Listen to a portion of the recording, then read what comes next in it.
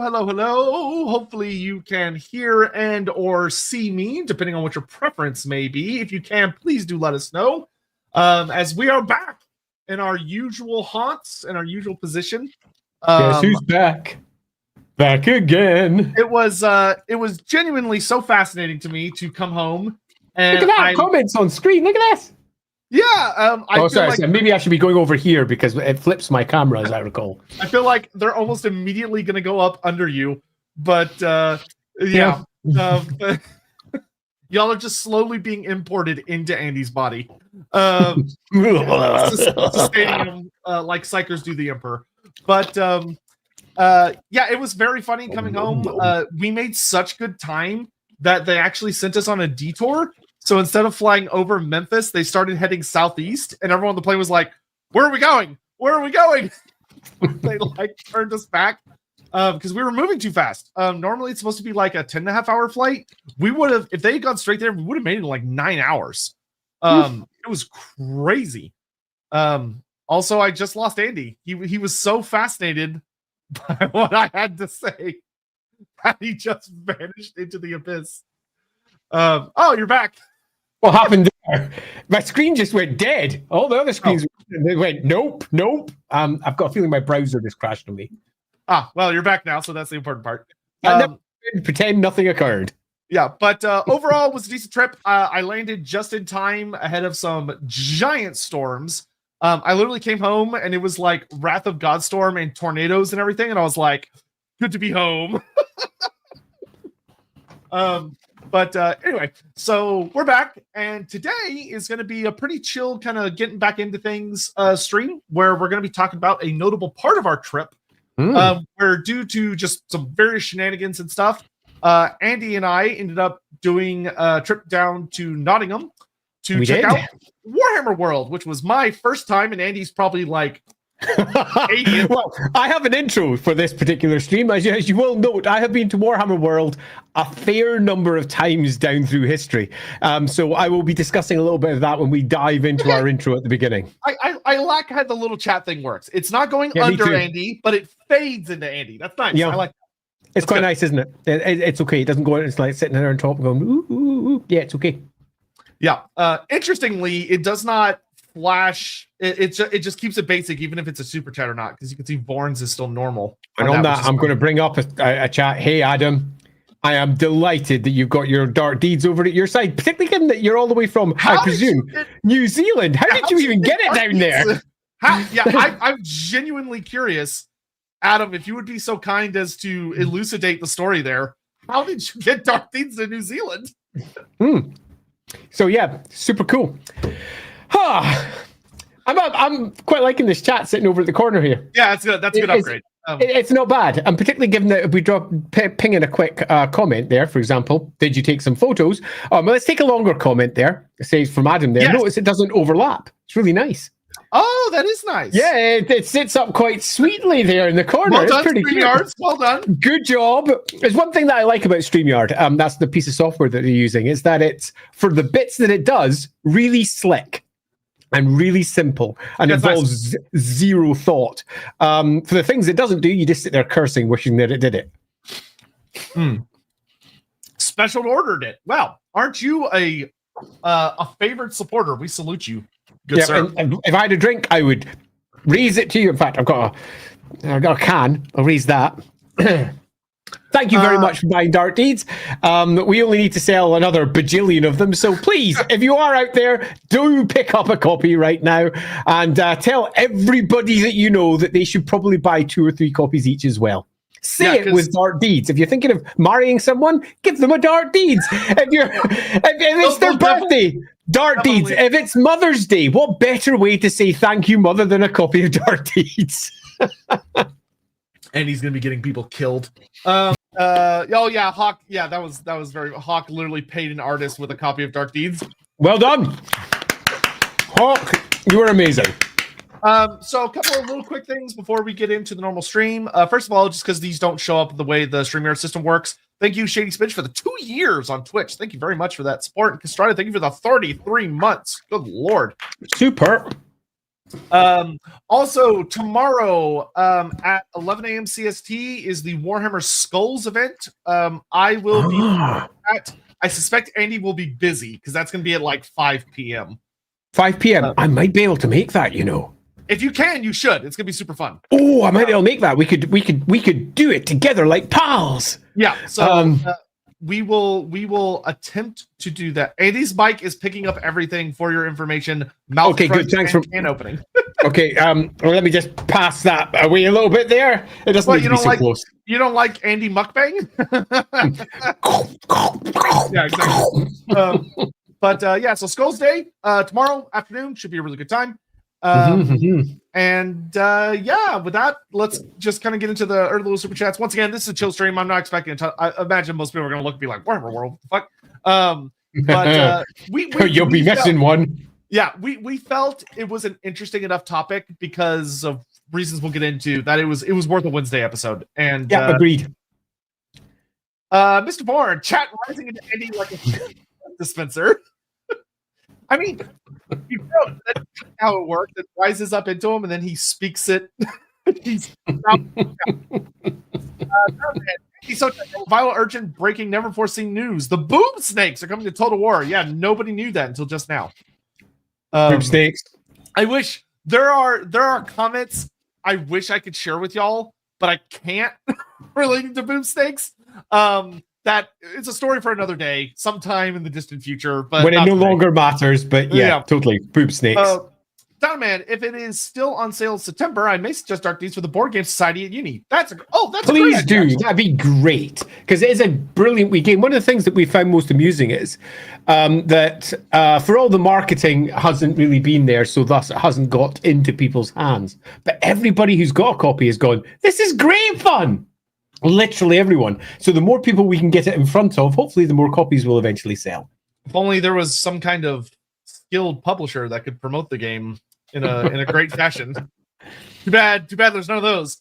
Hawk Oddly, thank you very much for the 55 months for the new year. We should do a big compilation of Lorebeard versus Lore. Oh yeah, that could be fun. That'd be fun for a New Year's thing. And Vorn, thank you for the 25 months. Appreciate it, guys. I've been doing this for too long.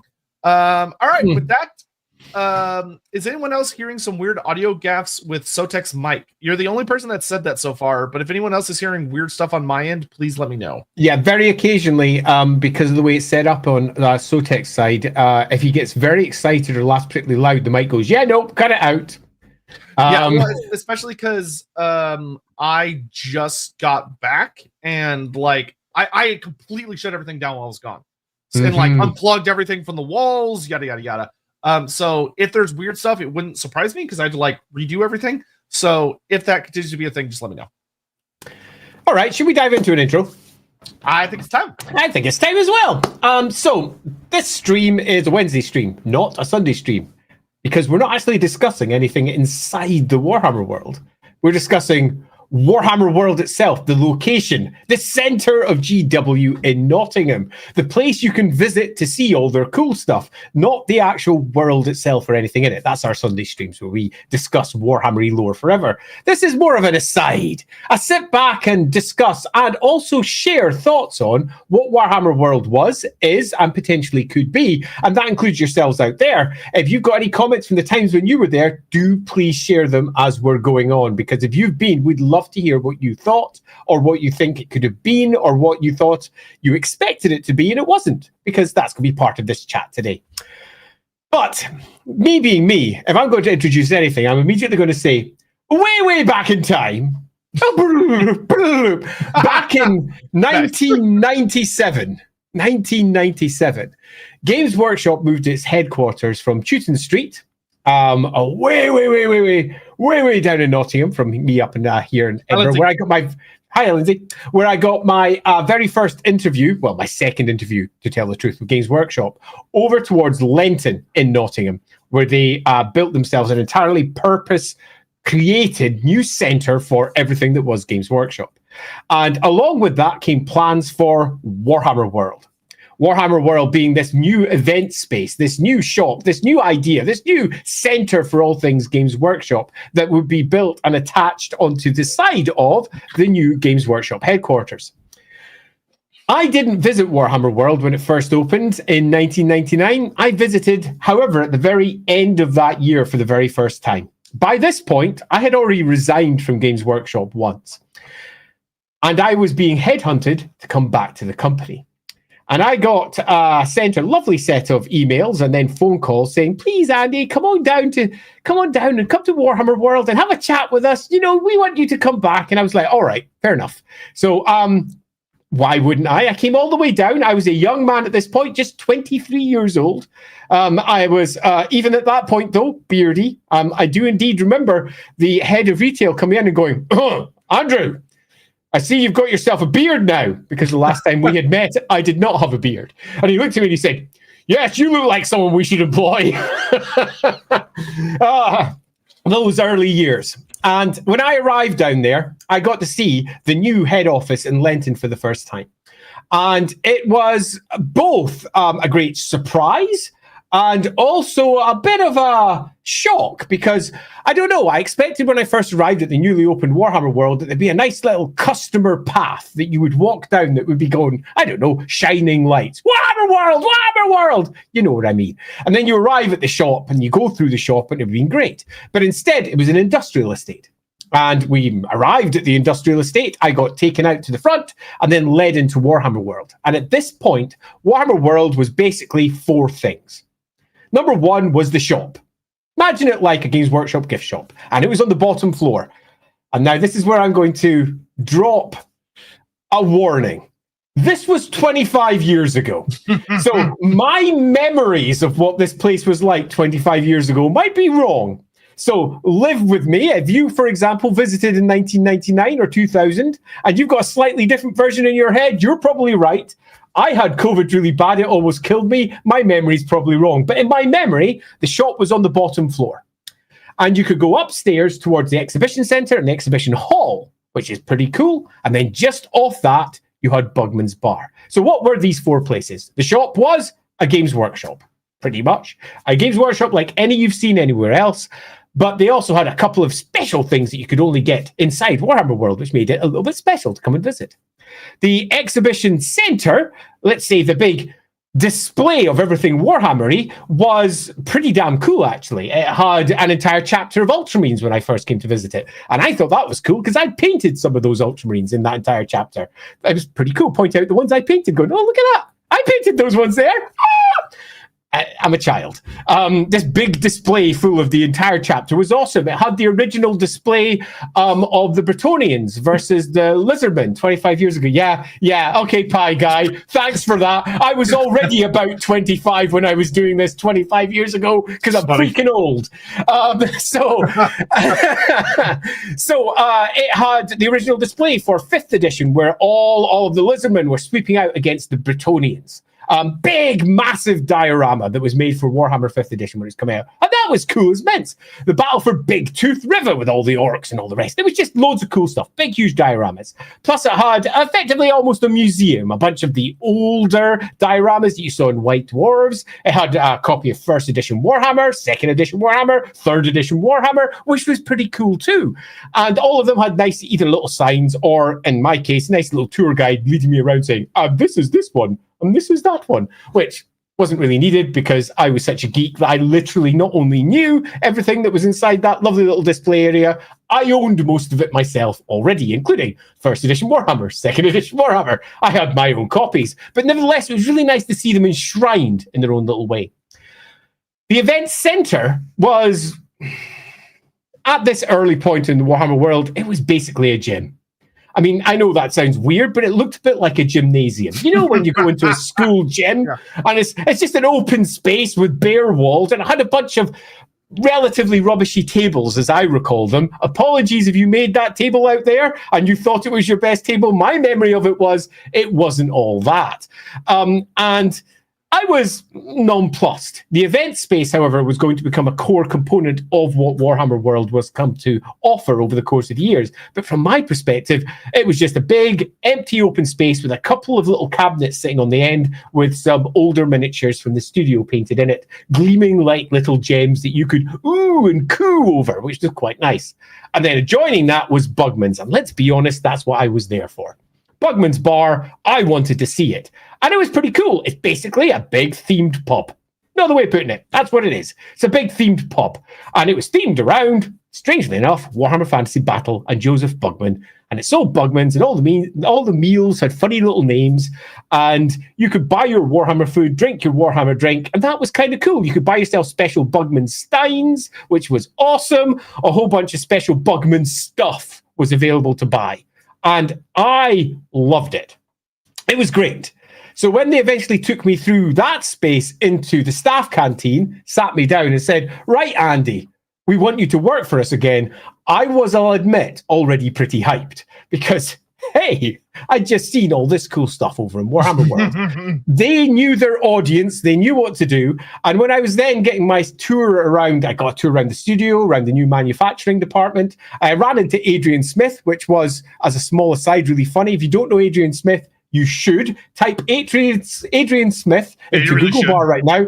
Adrian Smith Art GW, and you will see so many extraordinary pieces of art that Adrian did, both from almost the beginning of Games Workshop right through to what was Adrian coming back to the studio for a second time, just like I was coming back to Games Workshop the second time, because we'd both been working at Target Games just a few months earlier and had both resigned from it. So we were both in a place where we were being picked up by Games Workshop again for a second time. And I sat down, cut a very long story short. They convinced me to come back to Games Workshop, and I ended up running the store up north here in Edinburgh, a store that I had abandoned a couple of years earlier. And that was good. Everything was great. I was back with Games Workshop. My second visit to Warhammer World. That's very interesting. I'll just check that out. I need to go check Adrian's channel. Oh, he had a really cool... a small aside, met Adrian not that long ago, and he had a cool video that he had made. Truly awesome. So I wonder if it's there. I'm going to go check it. So about 8 months later, no, it's about a year later, I was summoned back to Lenton, which is where Warhammer World is, because Games Workshop was restructuring everything. And already things were beginning to change in Warhammer World. The store had already been shifted about a fair bit. The amount of stuff they were offering changed. I got another tour around the big displays of all the dioramas, which got changed a little bit here or there. A few extra new ones had been added to what was there before. And I got summoned back down because the company was being restructured entirely. And they talked about the plans that they had for Warhammer World, where it was going to be effectively the center of all things Games Workshop. All their biggest tours would take place inside, the biggest tournaments, pardon me, would take place inside the event center. And the store would become an even bigger Games Workshop store. And I was quite excited about all of this. And we chatted amongst ourselves. In fact, one of the people I chatted with most was a chap called Baz. Baz, who was the manager of the Glasgow store at that point. I was the manager of the Edinburgh store. And we were close friends. I'd known Baz since like the early mid-90s, somewhere like that, a long time. And we got another tour around there. And then I got taken off aside to have a big, long chat about what was happening here and what they were doing to the company. And I learned that my store, the Edinburgh store, was no longer going to be just a store. It was going to be the center of all things Games Workshop in the north, because that's rocking. And I was like, okay, what does that involve? Ultimately involved me having to drive around Scotland and the north of England for the next 4 or 5 years, because I was being promoted without being told to an area manager. That was lovely, except I couldn't drive. And they were like, don't worry about it. We'll just pay for all your trains and we'll pay for your driving lessons. That sounds lovely. But I didn't want to do it. I was happy just messing around doing my own thing in my little corner. And they sat there going, but, wait a minute, but you, we want you to be an area manager. To which I said, I don't want to do it. And they then said, but, and I said, look, if there's still a manager job in Edinburgh, I'll consider it. But he said, can't, because that's now an area manager's place. So I resigned for a second time, allowing Baz to become the manager there, which was great for Baz because he took over the job that I had, became an area manager in the north, did loads of cool stuff, and moved on. So I left Games Workshop the second time, moved on to eventually write for Games Workshop instead over in Black Library, working on the role-playing game for Black Industries, having the time of my life with Games Workshop in a slightly different route to what I was doing before. And it wouldn't be for a long time before I eventually went back down to Warhammer World again. Not until I was running Warhammer Fantasy Roleplay 4th edition. And by this time, Baz was the manager of Warhammer World, which was cool. He was the chap who was running everything, which was great because my mate was down there. And when I got summoned down to Games Workshop to effectively pitch everything that was going to be Warhammer Fantasy Roleplay 4th edition after the release of the new book, I got another tour around Warhammer World. And that was super fun because I got to look back at what Warhammer World was when I first came there. I still remember that first managers meeting where they were saying, the company's changing. And we all sat in Bugman's Bar, all the managers from across the company, watching different things on big screens and generally having a laugh and comparing what it had become to what it was. And it was interesting because the shop now dominated. It took both the bottom floor and up into the second floor. It was now a 2-story shop. And the stairs that moved up from the bottom to the top were almost a gallery of big, huge Games Workshop pieces of art. Say, Warhammer World's freaking awesome. Yeah, man. And it was pretty awesome moving up past all those big hanging flags going, yeah, this is pretty cool. There was now more statues. Of course, there was on the outside a big, huge rhino tank. But even by this time, the rhino tank was already quite old. The statues on the outside had changed also. In the time when I was first there, it was a big Space Marine, and that was pretty much it. It had been replaced by, I don't want to call it an Age of Sigmarine because that's really unfortunate. But that's what it was. Eternal, yeah. Okay, if you must. It was a Stormcast Eternal sitting on the outside. And it was a really cool statue. I was like, yeah, this is freaking cool.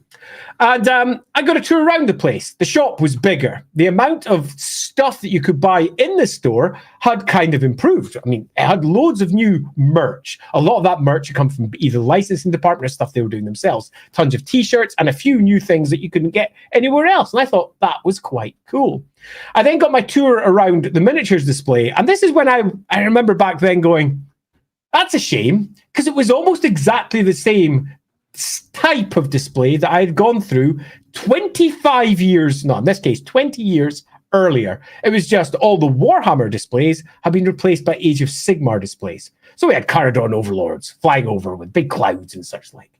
But the museum aspect of it all had kind of disappeared, and it was now just miniatures, nothing but miniatures. So if you happen to be a visitor trying to learn everything about Games Workshop, you kind of learned that Games Workshop was a miniatures company, and that's it. And the only thing they were interested in now was either broadly the miniatures they were selling now, which was 95% of what could be seen, or a little bit about their history at the very beginning. Plus, there was an edition of a sword, which had been dropped off from Lord of the Rings when, who was it that popped in? Because you had it was Aragorn. When he dropped by and given them a Aragon sword, and he dropped by and given them the sword as a little present. And I went by the big, huge display that goes down the stairs of a big 40k battle, got told about the hidden assassins that you should point out for. And I'll be honest, when I went through this time, it was awesome because each one of the displays were showing different armies. A lot of them had really cool kit bashes on them, and lots of them were using miniatures in a way I hadn't seen, with lots of tiny little dioramas in the bigger battles. So you could see how maybe one area was being taken over by a dragon, or all the dwarves were coming rushing out to try and stop it, whatever else it might be. It was pretty cool.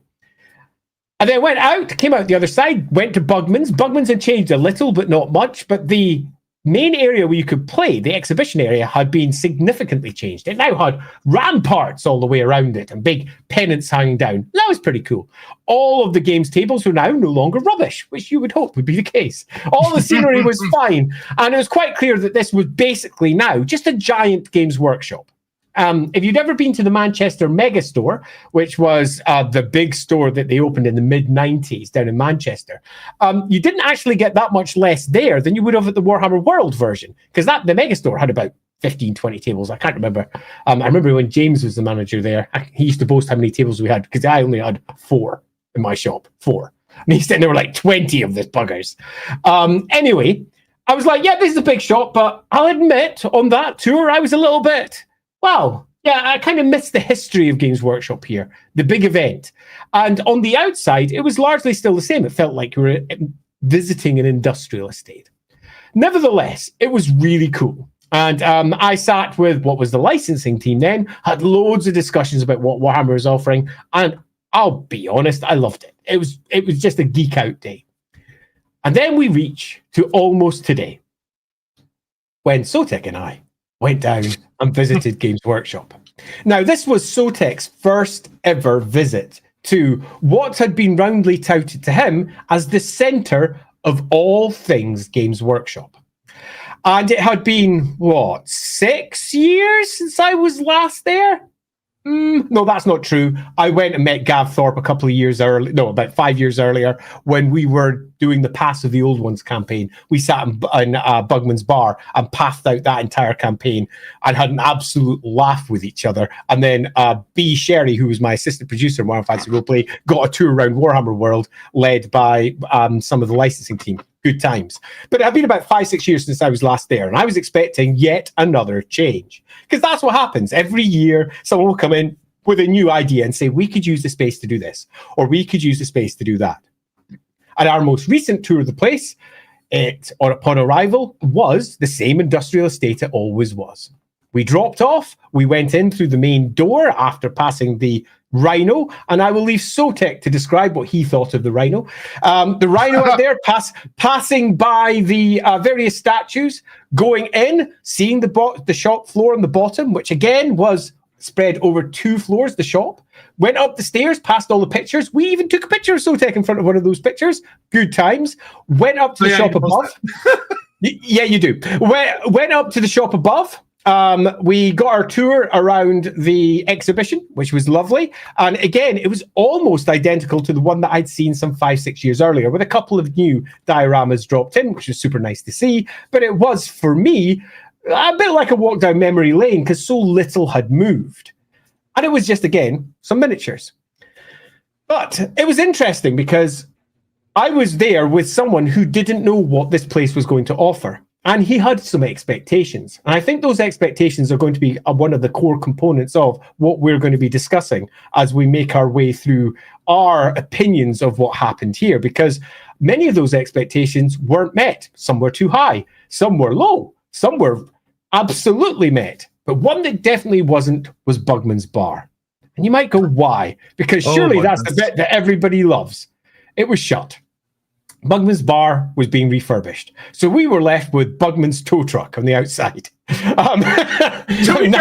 be fair, the hot dog was very good. It was really good. It was very good. It was very good. But yeah, there was no Bugman's Bar, which for me is one of the core attractions of going to Warhammer World, to sit down with all the cool Bugman-y goodness. But that was being updated. I presume it's being changed into a more Age of Sigmar facing Bugman's Bar rather than the Warhammer Fantasy Battle Bugman's Bar that has always been there in the past.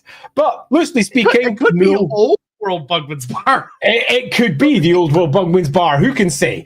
But what I can say for certain is that it wasn't there. And that, of course, goes immediately into the Book of Grudges, because that made our visit much less fun than it should have been. But beyond that, we had our little tour, we saw our shop, and then we realized there wasn't that much else for us to do. There wasn't a great thing on that day. There was no miniatures to paint. There was no experience for us to experience. So we kind of went to Nottingham Castle, which might sound slightly disappointing, but that's because, to a degree, to finish off my introduction, for me, it wasn't a disappointment, because I knew exactly what to expect.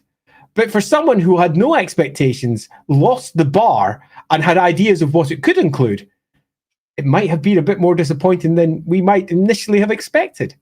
So that takes you through my experience of not just Bugman's Bar, but Warhammer World as a whole. A place I have been to, well, if you go by this intro, only 4 times. That's a lie. I skipped over a lot. I went to it quite a few times when I was working for Games Workshop. Let's pretend that didn't happen.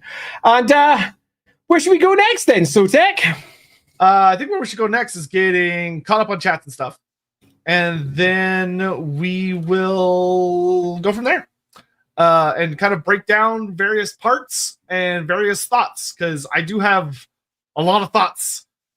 It's to the point that one thing I want to say is that, so there are 2 things I want to say before we really get into it. The first is that in light of a lot of the things I'm going to say today, I popped over to the Warhammer Cafe, which I live right next door practically. So over in Grapevine, Texas is the Warhammer Cafe, because for those that don't know, the actual American HQ for GW of the America branch is in Grapevine. So they built a shop right next to them. when they got a really, I will say, very, very prime piece of estate in Grapevine's Old Town, which is very nice. And they built a shop there that was pretty much advertised as it's Warhammer World in the US. Spoilers. Yeah, it is. And so that colored a lot of, I think, of my experience of that. I went back to Warhammer Cafe and kind of looked around to re-update my comparison. And then also, like Andy said, the particular day that we went, Bugman's was closed and there wasn't anything like super crazy going on. It was pretty quiet. Yeah. So, it wasn't like we were there for the grand release of a new edition or some major event that might have colored my experience differently. So with those two caveats out of the way, let's get into getting caught up on super chats and we'll go from there. Aaron, very random question. How do dwarves have any population with more men than women? And I'm assuming very strict marriage laws. Actually, no. Are most males asexual? So what I will say is no, dwarfs actually probably have a much looser idea of marriage laws than you would think, because like we can look back to the ancestor gods where Valea was married to Grugni and had sons with him, but she also had sons with Grimnir, even though she was not married to him. I would overrule the loose laws, instead say different laws to human norms. And you'll find that many of the writers, when they've discussed dwarves, often forget this aspect of them while simultaneously reaffirming it in a later page on a different idea entirely. So you might find saying grudge lore, this is the how many male dwarves are born instead of how many female, but they don't discuss what that means for their actual society, which would be very, very different to human society. There is an excess of men, which means that there almost certainly is women marrying multiple male dwarves. And that is part of dwarf history as well. They just have different marriage setup to the human norm. Yeah, and the other thing I would say is that, and this is something I actually talked about, this was like 2 years ago now, when Lindsay came on, we talked a lot about how dwarf culture might actually work in regards to the fact that there's like one woman for every 7 males, so how that would need to function. We talked about that, so go check that out. You can find that on the Lorebeards playlist. But as far as like asexuality, generally speaking, when you have a good writer at the helm, dwarfs tend to have a much lower sex drive than most other, than like humans or elves, or halflings. God, especially halflings. Dwarves, especially halflings. Yeah. Dwarves. While dwarves are passionate, for dwarves, a lot of the time when you have books that kind of talk about get anywhere near discussions of their like sexual encounters and sexual life, dwarves often come off almost more of that. It's much more of a emotional connection, and that the physicality of it tends to be more of like not a duty per se, but like they're not as driven by sexual desire as other species are, which would make sense for the way they are built. Yep, I agree. Yep. Kobo, Mortis casts his judgment upon ye, and ye too. Rabid Mirnus. Is that? I think that's a Dark Deeds quote, isn't it? Maybe I don't know. Watchdog 3079. I didn't say that. I totally know. Hello, chaps. Off topic here. Have either of you seen any of the new Daggerheart system from Darrington Press? If so, what are your thoughts?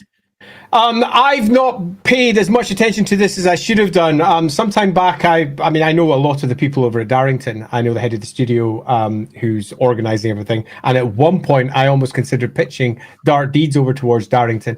And I have not, sadly, checked up their system. So I can't, with any reliability, make any comment on it. Other than I do know the people at Darrington are excellent. So I imagine that it is very good at what it does.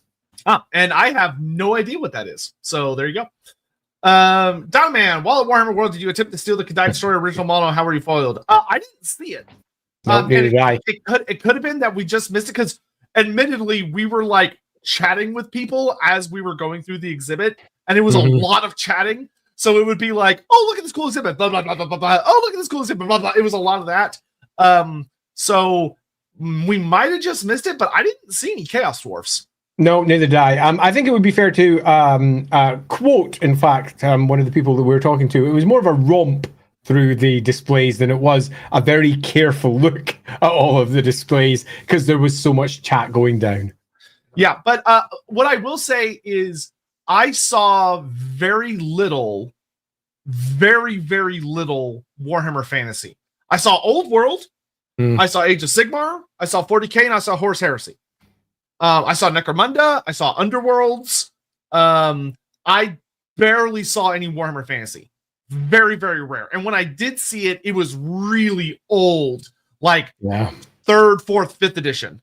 6th to 7th edition was pretty rare to come across.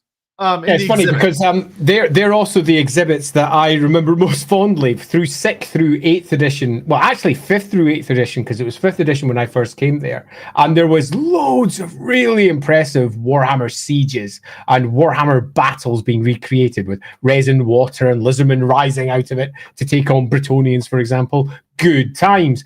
But nowadays, Warhammer is obviously a part of Games Workshop's past.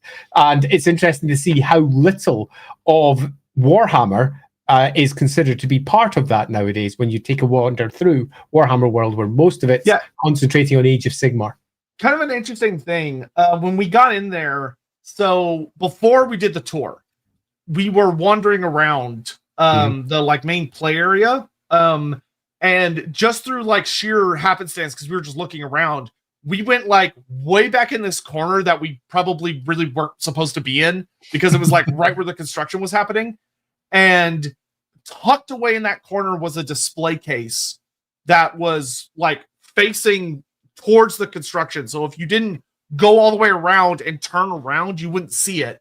And it had no signs or anything. It had no explanation plaques. But it had some super fucking cool ancient minis. The original Chaos Warriors, the original Lizardmen, some of the original Slon toads, the actual Toadman Slon. But it was just awkwardly kind of stuffed away in a corner. Yeah, they're in display cases that if you were coming out of Bugman's, they'd be the first thing that you'd see. But there was no Bugman's, so the tucked away in the corner isn't normally the correct way to describe what they are because they're in the main thoroughfare. But in the way that it's set up currently, because Bugman's is shut, it could not be further away from the main thoroughfare if it tried. Yeah, but I could be wrong, and if I am, I would be more than happy for someone to correct me that maybe lives near Warhammer World, pops in normally.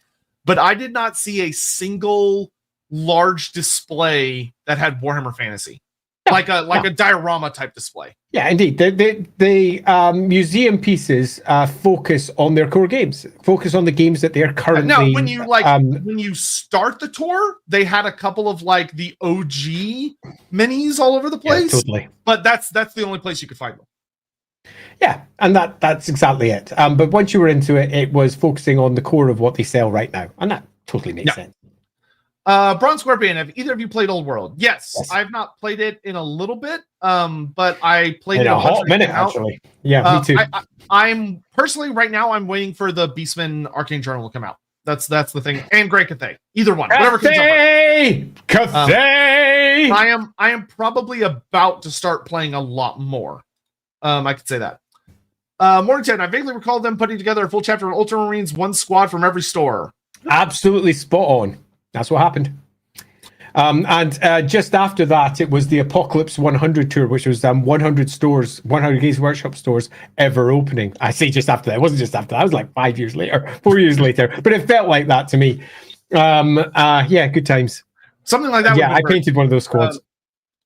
Vorn. Granted, my experience is not as venerable as Andy's, but I've generally adhered to an annual pilgrimage to Warhammer World with friends and recall going repeatedly in the early 2000s. Going to Warhammer World back then was always a magical experience. Big demos for things like Dawn of War, Bugman's being creative. Over the years, I've watched the magic fade, and it's become a bit soulless, in my opinion. It's a shame. Well, that's sad. I would like to disagree, but I saw many of those original displays also, particularly when there were, for example, displays for things like Dawn of War on. And there's nothing like that in Warhammer World anymore. Warhammer World is now largely a big shop with the miniature display off towards the side and the events era. So, Plus okay, Bugman. instead of just getting all the way to the end of the super chats, I think this is a good moment to take a brief pause and just say thoughts of that. Getting up to Warhammer World, I've heard a lot about it. Like Warhammer World, especially over in the States, you hear about is like Warhammer Mecca. Like, oh, you got to go there once in your life. Like you gotta fly over there, make an excuse to go to the UK, and while you're in the UK, go to Nottingham and see Warhammer World. To the point that I've traveled to the UK numerous times, mostly thanks to Creative Assembly. And every time I went, people would always ask me like, "Oh, you're gonna go to Warhammer World? You're gonna go to Warhammer World?" And so I finally went. And like I said, there were some distinct disadvantages for Warhammer World at the moment, which was that Bugman's was closed. Cheers. And there was no major thing going on. It was just your average day to day. And to put it bluntly, and I'll explain why, I was pretty disappointed with the experience. And for me, the biggest thing was I expected Warhammer World to be the center of everything that is Warhammer. Like for it to be a celebration of Games Workshop's 40-year history. And it's not that. It's not. What it is it is a larger than average Warhammer store that has a first floor that you walk in and there is merch that is not exclusive. It's just random stuff from like some of their other licensees. Like there's some roleplay stuff. There's a couple of board games. Displays and covers. Yeah. So like there's some neat stuff, but you could buy all of it online very easily. There's nothing Warhammer World. It's stuff that other companies have made that they're also selling. Then you go upstairs past the nice banners. The banners are nice. Can't buy a smaller version for my room, which would have been cool. Just hang them up round here. Yeah, awesome. Who needs a green screen?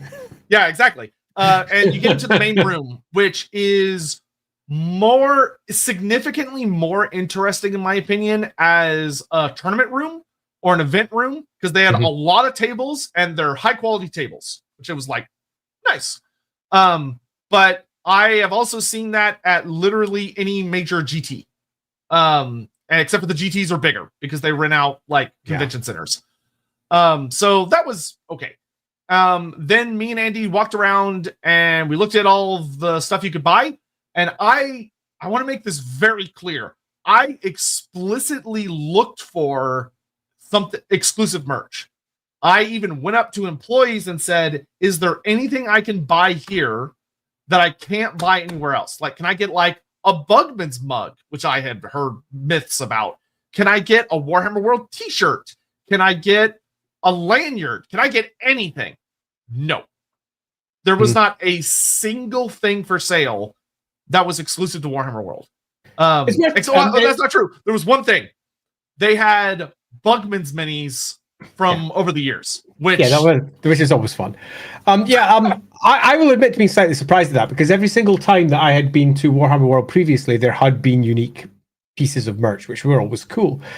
Stuff that you could only pick up at Warhammer World and nowhere else. And the closest that you had to that was like picking up the original Realms of Chaos books, for example, which you very much could buy there. But for most people, that's unique, but not for Sotek, because for poor old Sotek, he lives right beside a Warhammer cafe that has all of those already on sale. So the things that they might claim you can only get in Warhammer World, he on his side goes, no, actually, you get them in the local Warhammer cafe for me as well. So that made it a little bit tougher for him to find anything unique or interesting or exciting. As an aside, my Warhammer cafe is not as big, admittedly. I don't know why they didn't actually make it like 2 or 3 stories. It's only a 1-story building, and I'm like, damn, they could have gotten away with making it 2 or 3 stories and would have been way cooler.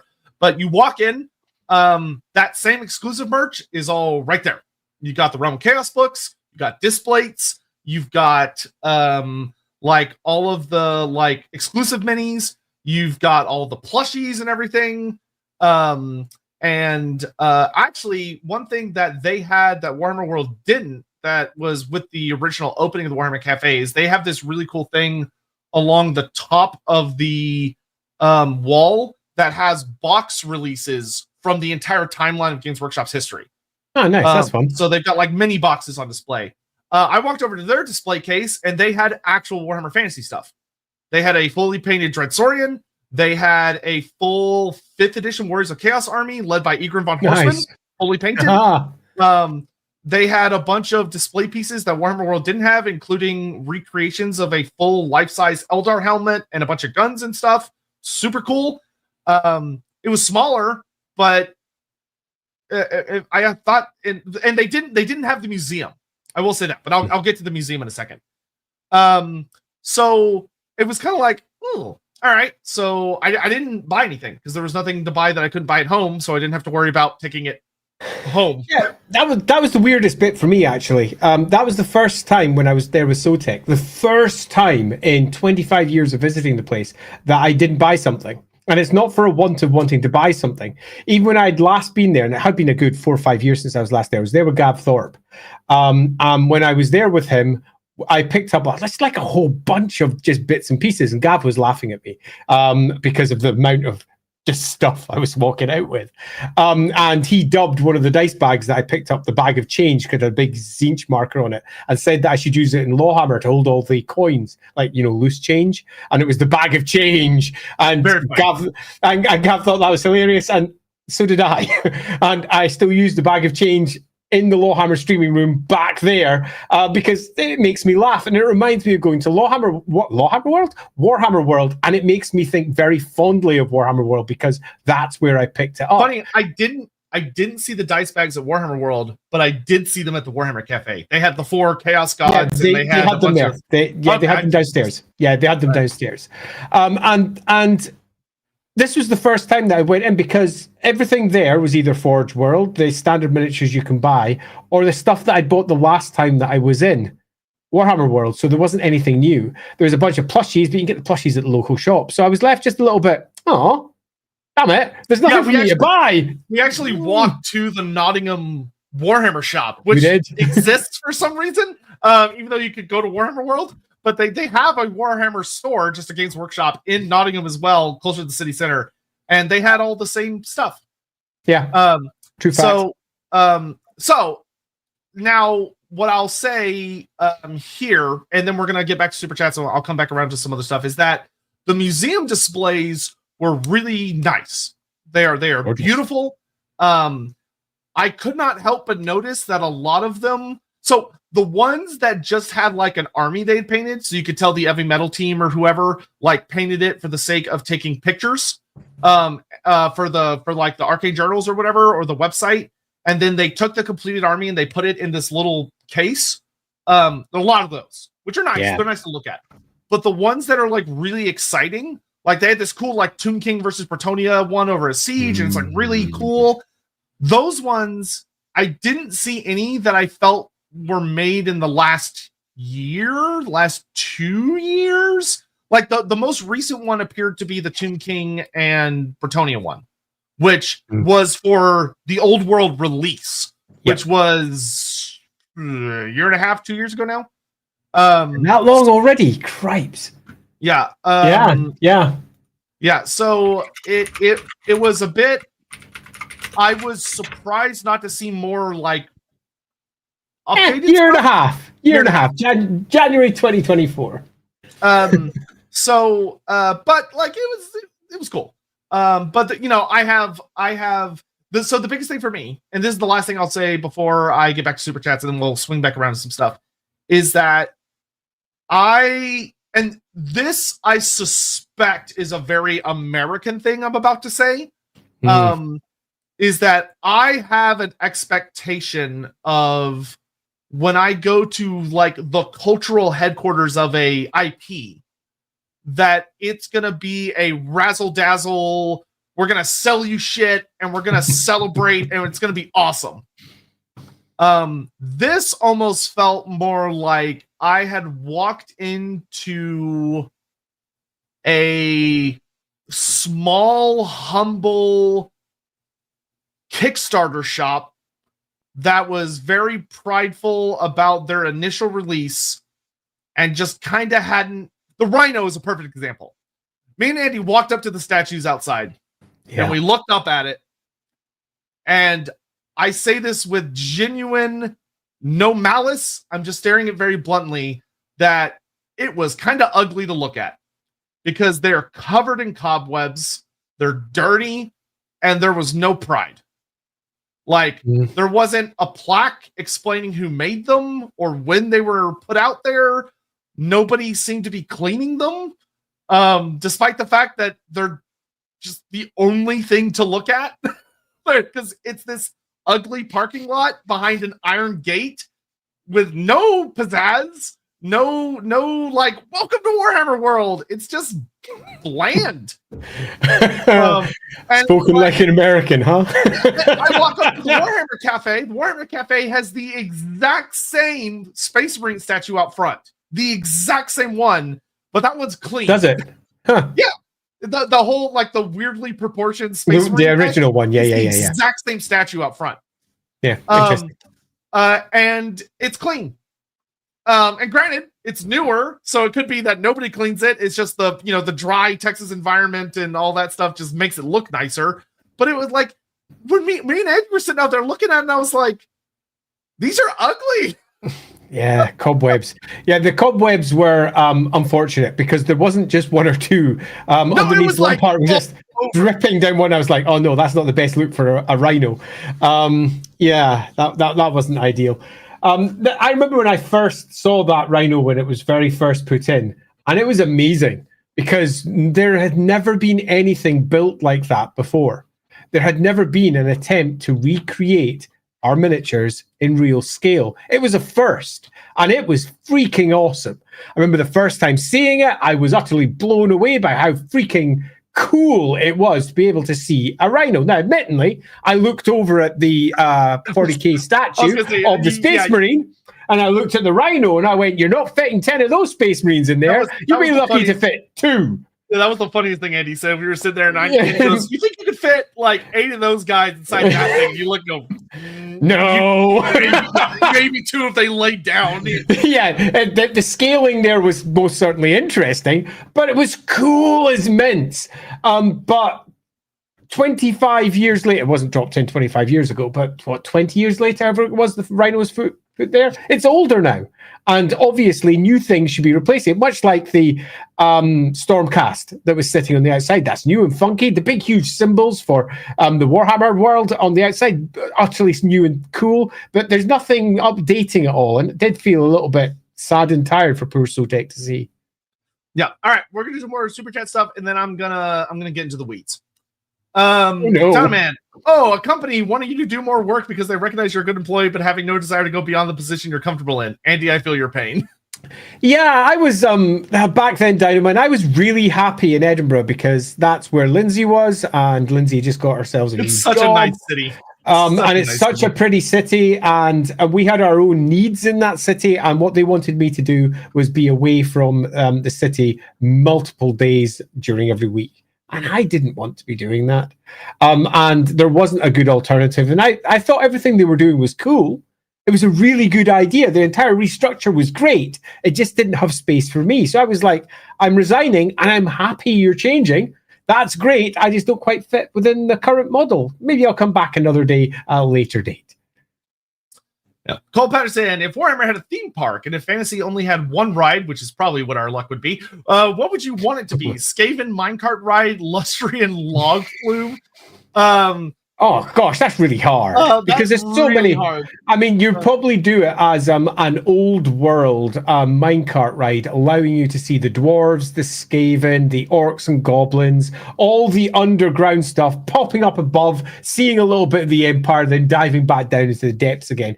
Basically, something that allows you to see the highlights of everything that the old world has to offer. That would leave out Lustria, but you could do that as the second ride after the popularity of the first had been nailed. Yeah, honestly, the trickiest thing would be nowadays, because GW has a very peculiar issue trying to separate fantasy from its past because there's AOS stuff and it's a mess. But in an ideal world, Oh man, it's getting like a Lustrian version of the really somewhat famous, though it's gotten a bit haggard in its old age. The Jurassic Park ride at Disney World would be so kick-ass with the animatronic dinosaurs and stuff. Though there is a part of me that also would really love like a super lame Pirates of the Caribbean ride, but it's the Vampire Coast, but make it just as lame. Like, just super boring, but there's just like all these goofy ass vampire pirates. That would be very funny to me. Yeah. I mean, yeah, I would go to I'd go to any of that in a heartbeat. Is there a hidden closet filled with fishmen? There's probably We didn't find it. Man, okay, I do have one big beef with Warhammer World. Why the fuck are there no bathrooms? There are 2 bathrooms. With that, they're not like men and women with like lots of stalls. No, there are 2 individual rooms that lock for that. That's because you didn't have access to the Bugman's bar part where the bathrooms are. Oh, that's okay. Yeah, totally. I was losing my fucking mind over like there's like big proper bathrooms on the edge of Bugman's bar, which you just wander through to and you can go in. Sadly, no access to those when we were there. I retract that because I was sitting there like, how are they doing events with like 100 people playing or whatever? And they get you to go through Bugman's and probably buy a few things as you go through and then come back through Bugman's when you're through in the event space. Yeah, the fact that it was a dead day, there was barely anyone there, and I still had to wait in line to get in the bathroom. It was funny. I mean, not funny, but funny. Tyrant, hear me out. Holy crap. Life-size Colex statue. But that would be like that'd be cool. That would be like as you're approaching Nottingham, the only thing you see is this like, dragon ogre about to like destroy part of the city. That would be awesome. Yeah, it would be pretty cool. A little impractical, but awesome. Honestly, just more statues would have been nice. Like they have a really nice Space Marine statue when you go in the store. It's a good one. That definitely looks like it was a gift from the guys that made Space Marine 2. That one was really nice. It's weird they don't have more. Like it would have been nice to like see like a squig statue of like life-size things.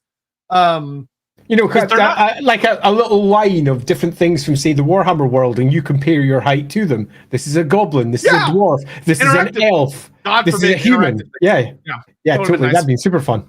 Like a life-size Gotrek and Felix off in one of those sides that you can take pictures with. Just bring up this one here, and yes, it was the Weta Workshop one, I think. Yeah. I think it's Weta Workshop. Yeah, I think that's right. Yeah, I think so. Tower 25, do you think of how prescient your parents were to name you Sotek? Yes, every day. Yep. That is definitely my legal name. Yeah. Absolutely. Bronze Scorpion, any ideas for Lorebeards merch? I mean, there's been like ideas kicking around, and it's something we probably need to do. Probably is.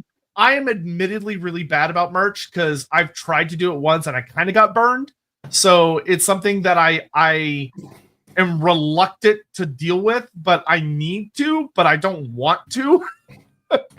Yeah, it's about time we got ourselves our own Lorebeards logo, eh? So if you got any ideas for what we should change our logo to, do drop them in the comments or pop into our Discord channels and drop them there. In fact, if you want it to happen, you're probably better posting it to me because I'm the one who's probably going to end up drawing it. He's going to make it. Like I drew the one that's sitting up there just now, which is basically just a mixture of the Warhammer logos down through the various editions, slapped together with and written as Lorebeards. And yes, I drew that one.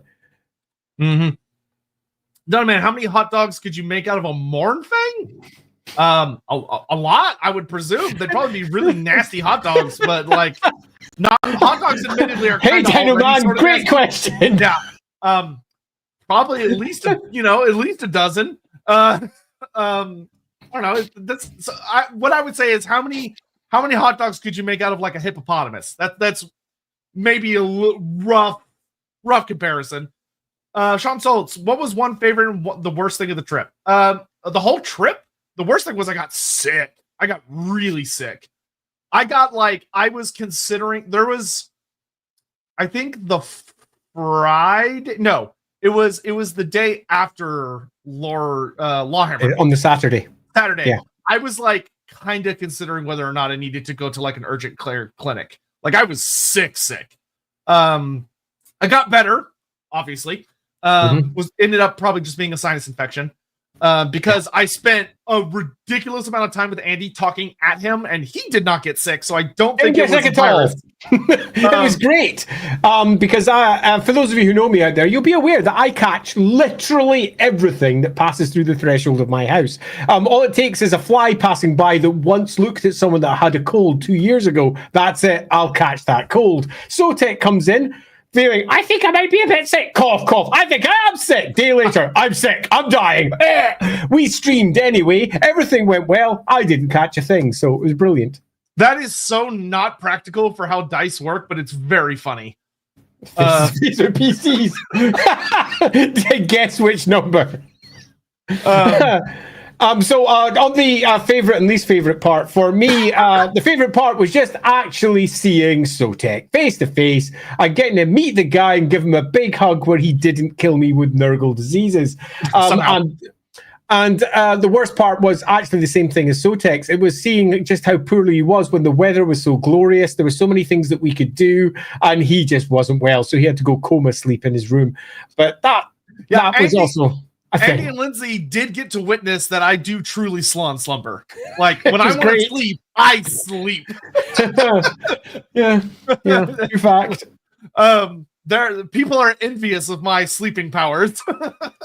But for me, the favorite thing, honest to God, was the amount of casual conversations me and Andy got to have about just random shit, but a lot of like lore stuff was so fucking like.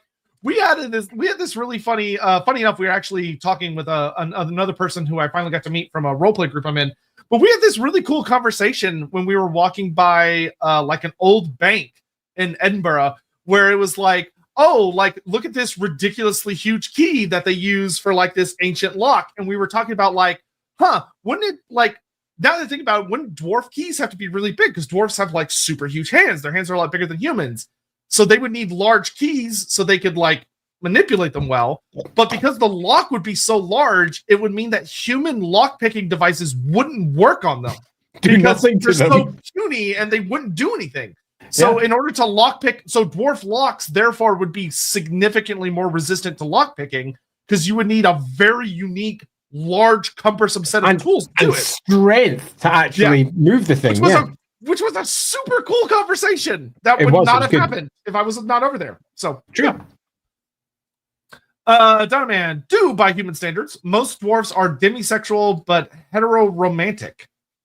Probably, possibly, maybe. I think the biggest issue that we have here with attempting to pin labels on dwarves is that no one has had the, let's say, balls or the ability or just the desire to sit down and figure it all out and write it, and even just the plainest, simplest of a couple of sentences in English, meaning that we're left just making it up. And this is no great surprise. Games Workshop often focuses on what is core for them, which is war, not how do dwarves do it, and what are their relationships like? That tends to be a little bit more down on the roleplay side. But I'd say at the moment that it is something that's somewhat remiss on the roleplay side, because we have to, after all, roleplay these characters and the relationships they get into, and what do they mean? And as we know, if you can, someone's going to stick something into something else. So there's going to be all sorts of cross-species relationships in the Warhammer world as well. And that's something that is often seen to be a bit icky to deal with for your average Warhammer writer, so they tend to just ignore it, meaning that we're left on the outside going, well, we could write a thing where there's a relationship like this or that, but yeah, there's this annoying paradigm where, and this seems kind of specific to war or GW IPs, of that GW gets really icky talking about things that a lot of role players care about, which are things like love and romance and darker subjects about like just life. And GW doesn't want those pinned down because they don't like talking about it, even though it's pretty critical to the way most roleplay games work. And that's I'm not entirely sure I'm going to blame Games Workshop for this. I'm going to say that I'm going to blame those who are doing the writing for this. Sure. And those who are doing the writing are often the ones who will be in a position to decide whether they're going to write about it or not. And they often do one of two things. One, they self-select it out because they're afraid Games Workshop won't want to have it discussed, meaning that it doesn't get discussed because the writer thinks that Games Workshop doesn't want it discussed, so they don't do it, meaning that it never happens. So it's nothing to do with Games Workshop. It's just their perception of what Games Workshop is. Or alternatively, the writer doesn't want to do it themselves because it's not something that they're interested in. It's not what they consider to be a key component of roleplay. And you'll find that there are different types of roleplayers out there. Some roleplayers are interested in just hitting things over the head, high adventure, swooping along on a big rope, kicking the goblin in and going, ha! And that's all they really worry about. Others are deep roleplayers telling great stories. And because many of the writers often come from the Warhammer background, many of them might be coming from, say, for example, older school gamers, more of the high adventure types, or alternatively, I just played the war games. That sort of stuff doesn't often come up, but deep role players are the ones who are most likely to bring it into place. And I find it quite fascinating how many of the writers that I've been involved with, who I have hired, who just don't play. At best, they will play test, but they never actually play, meaning that they don't realize some of the core components of what makes for a really good story. So this stuff, I'm not going to lay it at Games Workshop's feet. I'm not going to say Games Workshop does want to include it. I don't know. I haven't talked to them about it. But I will say for certain that a lot of the issue isn't Games Workshop. It's the writers themselves and what they focus on. What we clearly need is someone needs to be brave and go over to Cubicle 7 and pitch a love and courtship book. A supplement. Just dating in the Empire. Dating in the old world. Do it. You can do it.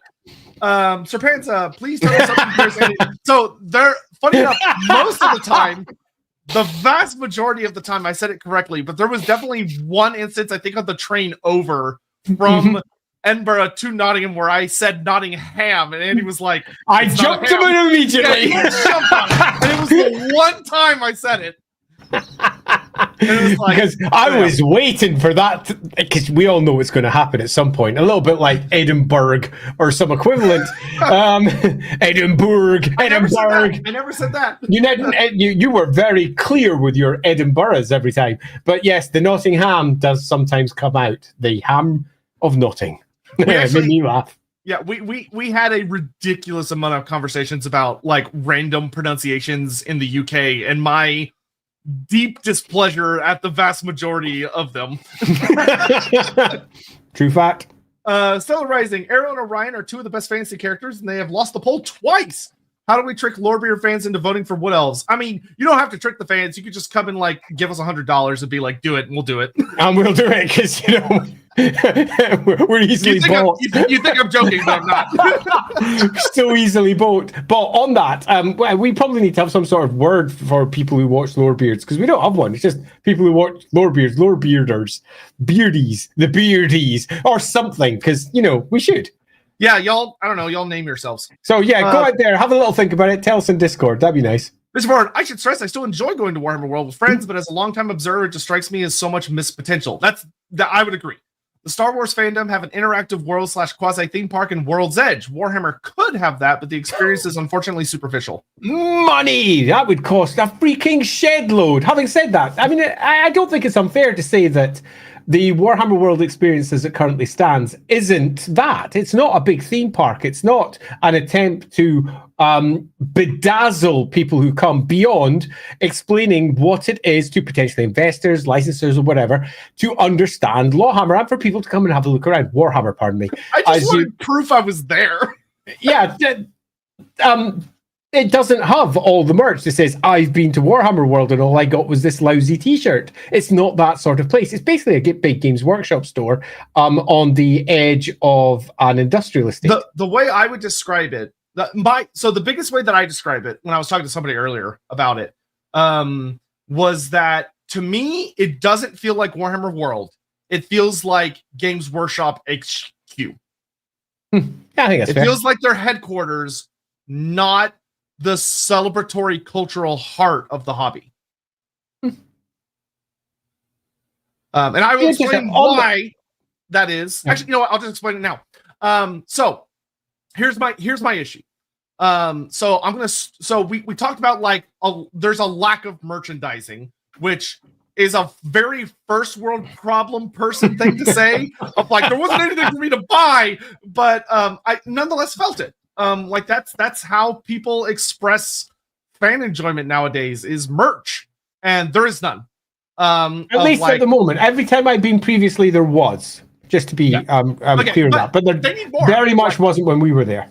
Like, guys, just get some lanyards or some T-shirts. Like, it doesn't have to be elaborate. You know, y'all already have deals where you're doing like plushies and stuff. Get some unique one, or like, you know, give me like a fake plastic Galmaraz or whatever. But anyway, the thing that really made me go ooh was that two things. Number one, there is no representation for anything outside of the miniatures. There is no celebration of the video games. There's no celebration of the movies, which, fun fact, there are Warhammer movies that are official. GW just doesn't talk about them. There's no celebration of their TV shows, of their board games, of their roleplay games, of everything that makes Warhammer Warhammer. A significant amount of the people that love Warhammer Fantasy, for instance, are the roleplay crowd. Yeah. Warhammer Fantasy, in many ways, between the time, which there was a bit of a gap between Total War Warhammer starting and, well, actually, no, Vermintide is actually a better example. Between Vermintide starting and the world blowing up, there was a gap. And in that gap was people playing Warhammer Fantasy Roleplay. And which is, to this day, like the most profitable roleplay game of GW's many. Of like, it makes gangbusters. It's a very popular game. Good game. And there's no like the fact that I can walk in and they don't have like prints in displays of the original Enemy Within, which was one of the most famous roleplay games in the world, like actual set campaigns. Yeah, it was. I mean, it's still touted by many as the best campaign ever written for a role-playing game. And there are very few individual campaigns that can try and claim that title. And indeed, it's right there, and it's something that they own. Yeah, so there's no celebration of any of that. There's no, like, pictures or screens showing off. Like, they have artwork from some of the army books in, like, specific little spots, but there's no celebration of, like, Black Library novels. There's no celebration of, like famous army book releases or, like, big tournaments or, like, some of the big events they've held, some of the past summer campaigns. It's so timeless, but in a bad way, where, like, you walk in to the mini displays and there's very, very little celebration of the history of Warhammer but there is stuff you could buy downstairs. There is, and you can see that where the focus is. The focus is very much on displaying what they are today, and the miniatures, the great big dioramas that you can see as you make your way through the museum-y part, so to speak, the exhibition, is very much about what you can get today. But I agree, there is an absolute lack of what you can get elsewhere outside of Games Workshop today. And to a degree, I can understand that. But if they're looking to take investors round, or if they're looking to take licensees round, having something that along those paths that have, like, displays of all the great licensed games that they've made for various computer games, whether it's the Blood Bowl ones, whether it's 40K, whether it's Warhammer, whether it's going right back to Dark Omen, or going all the way back to, you know, Shadow of the Horned Rat or whatever else it might be. There's loads of really cool IPs that they have been responsible for, even if it's just a single screen that's flicking through them all over the course of about a 15-minute repeated demo roll. That would be awesome as well. I mean, just showing where everything once came from. For me, looking at the displays, so many of them felt like they just had the minis and they needed somewhere to put them, and they put them there. Because there's no like plaque. Another issue I had is that if I throw out everything that I'm going to come back to in a second about the other aspects of Warhammer, just focus on the minis. What I thought I was going to walk in and see was a display that shows off a collection of minis or, like, a cool diorama, and that I thought it would be modern, which if you go to like a modern museum, what they'll do is you have like a not crappy, but you have like a little iPad up on a display that has a little movie, and the movie should be like it should either just run on a loop, and it could do stuff like where's like a time lapse showing this being created if it was something relatively recent, or where's an interview with the person or persons that made it and like describing why they made it, what were the reasons behind it, why did they go with the schemes they went with, what inspired them. Like it's like going back to what Soren said earlier, I don't mean this in like a conniving, evil, scheming way. I mean it more in a lack of thought way, that it feels soulless, of like there's no identity behind each of the pieces. That was like, they'll tell you, oh, this piece was made in such and such year. And if you have a guide, you can, hopefully they'll have some info on it, but there's no like pictures of the person that made it. Or just plaques explaining what each battle is. Or what the game it's from. Because often you'll find that many of the people going around don't know that much about what they're looking at, because they're a mum, they're a dad, they're a businessman who's passing through, whatever it might be. So just having a very clear, this is Age of Sigmar, this is this group facing this group, this is what's being depicted in this battle on a nice little plaque, that can make a significant difference for just understanding it. If I go back to my various experiences with Warhammer World, my best one ever was when I was getting toured around it by the licensing team. Back when I was on Warhammer Fantasy Roleplay 4th edition. And the chap who was doing it, who I won't name and shame in this stream, he's the best. He went around every single display and explained it in excruciating detail, and also explained the different things that could be seen, and offered little bits like, in this one, there's one of these, do you think you can find it? In this one, there's one of those. And everything that he told me should be on a little plaque on each one of them. Like, for example, here's the big 40k display. Can you find the Calidus Assassin? It is somewhere. This is what it looks like.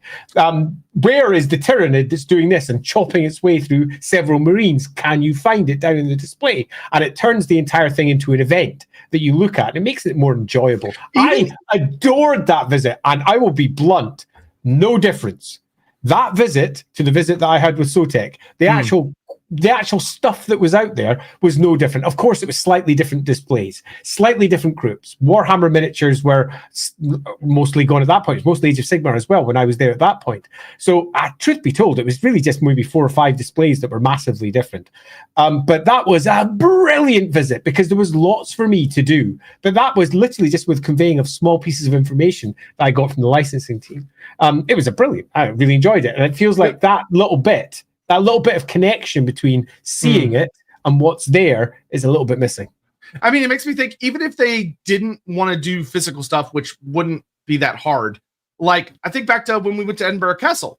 They give you these goofy little things that have not good volume, that you have to hold up to your ear. You happen to have headphones on you.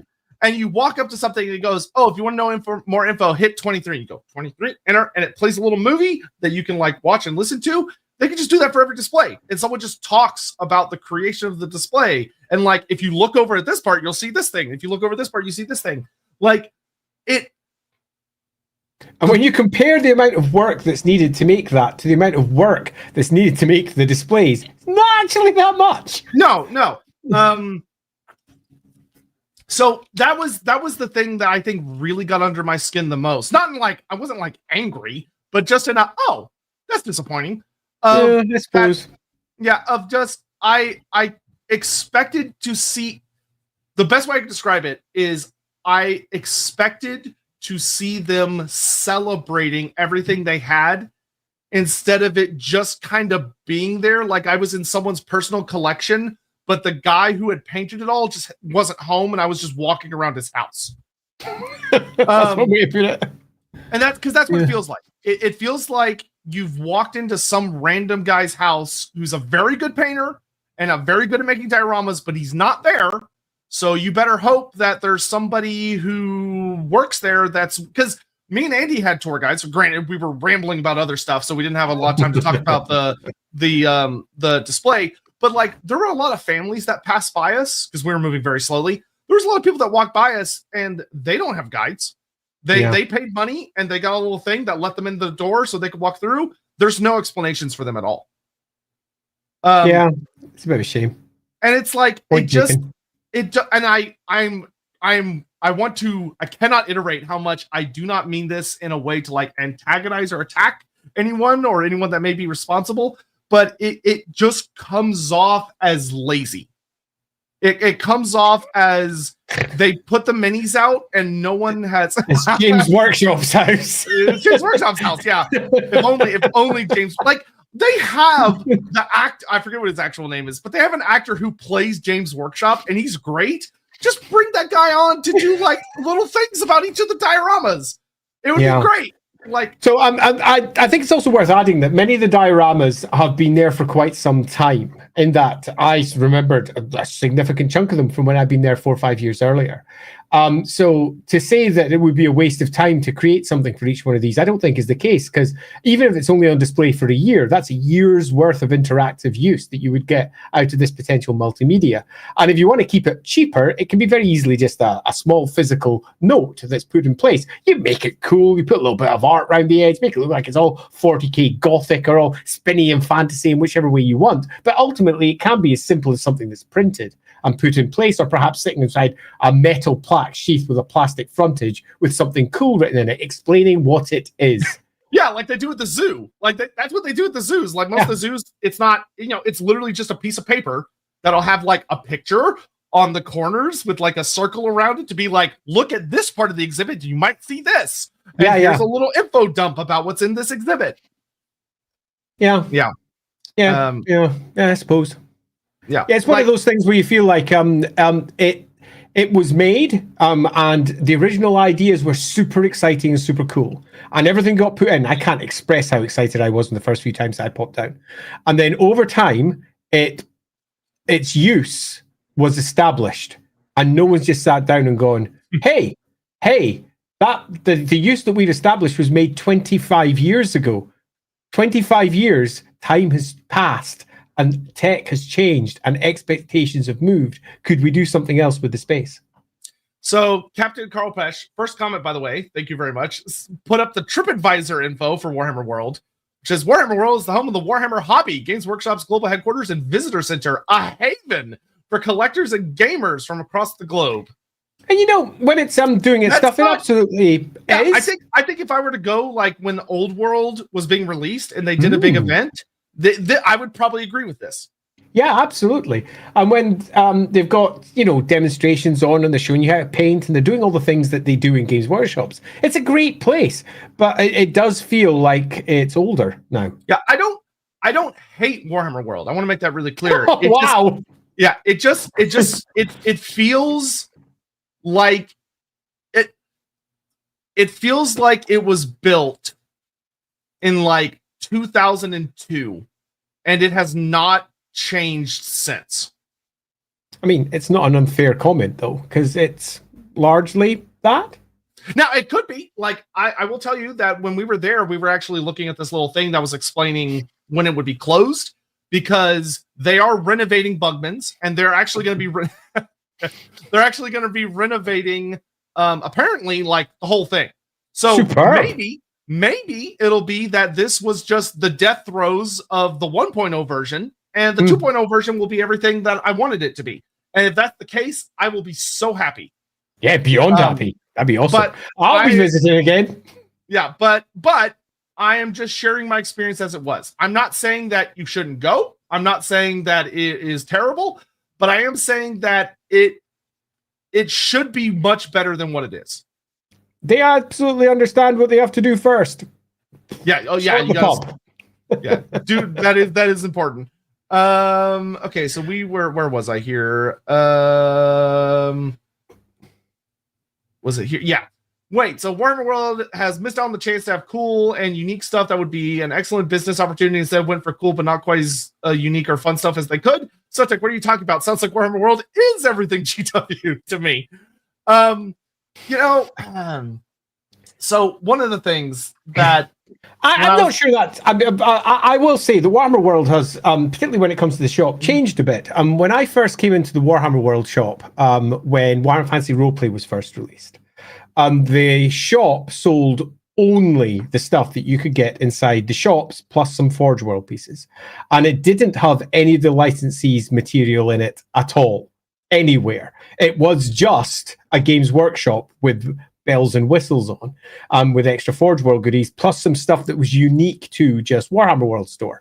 And that was cool enough then. And I remember having a conversation saying, could we get fantasy roleplay in the store? Because that would be great. And the answer was then, yeah, no, that's not what we do. But then take a look at the comparison to moving into the store this time around, where not only was Warhammer Fantasy Roleplay on display, but all of the various roleplay games were sitting there. There was piles of the new Warhammer Fantasy Roleplay books on offer. There was lots of the other licensed material sitting out in the stores as well. So whilst to me that's almost the bare minimum that it should have, that isn't what it used to be. It is a constantly developing thing, and the Warhammer store is more than it used to be. But then all of the stores are more than they used to be. Take the Electra Counts board game, you can pick that up in most games workshops nowadays. That wasn't the case beforehand.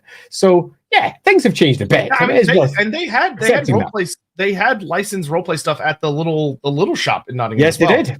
Yeah. Again, they focused there largely on 40k. Yes, but which is interesting. They did have Soulbound as well. Yeah, they did. Good point. Yeah, well but made. Not Warhammer Fantasy, which is the best-selling one, which is odd, but whatever.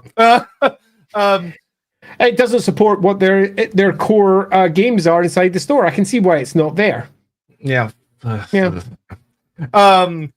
So one thing I will say though is, if anyone out there from GW does watch Lorebeards, which and they're like, well, we're renovating, what are these two idiots saying about it that maybe we could use? One thing that would be cool for the displays that I think is, especially because there are a lot of them that are just kind of like an army, which is like cute and stuff, but it's like, it would be very cool to see like using those same minis to make allusions to the licensed games, of like having like, oh, here we're talking about the enemy within, and having a little diorama of minis that you have nowadays showing off like a scene from the enemy within. Would be super cool. Or like talking about Total War Warhammer and showing like a little battle scene that emulates something from Total War Warhammer. Or like those other things of like using the minis, which is what Warhammer World's about, to emulate and be like, oh, look, here's a cool reference to that thing you like, random guest. That would be a really good use of that space, I feel. Kobo, yes, that quote was from Dark Deeds. I even checked it myself afterwards, which was hilarious. So I didn't write the quotations. Let's just say, I'm pretty sure those quotations were written by Andy Chambers. We're only Lorebeards on Warhammer, not Dark Deeds. We don't know shit. That's how I do. I wrote the bloody rules, but do I remember it? No. Plus, all the quotations from the cards, as I recall, are mostly either Mark or Andy Chambers. That's super funny. Random question: are there any reveals that you guys are excited for in the upcoming Skulls event? Personally, I'm waiting to call news with bated breath. Obviously, Total War Warhammer, we know they're going to be there showing off something. Very excited for that. Whatever it's going to be. I am also particularly excited for what Fat Shark's up to. They're doing something for the show. And Fat Shark always has pretty awesome reveals. A lot of people are thinking it's probably going to be like Gene Stealer Cults for Darktide or maybe something. But they'll do some cool shit.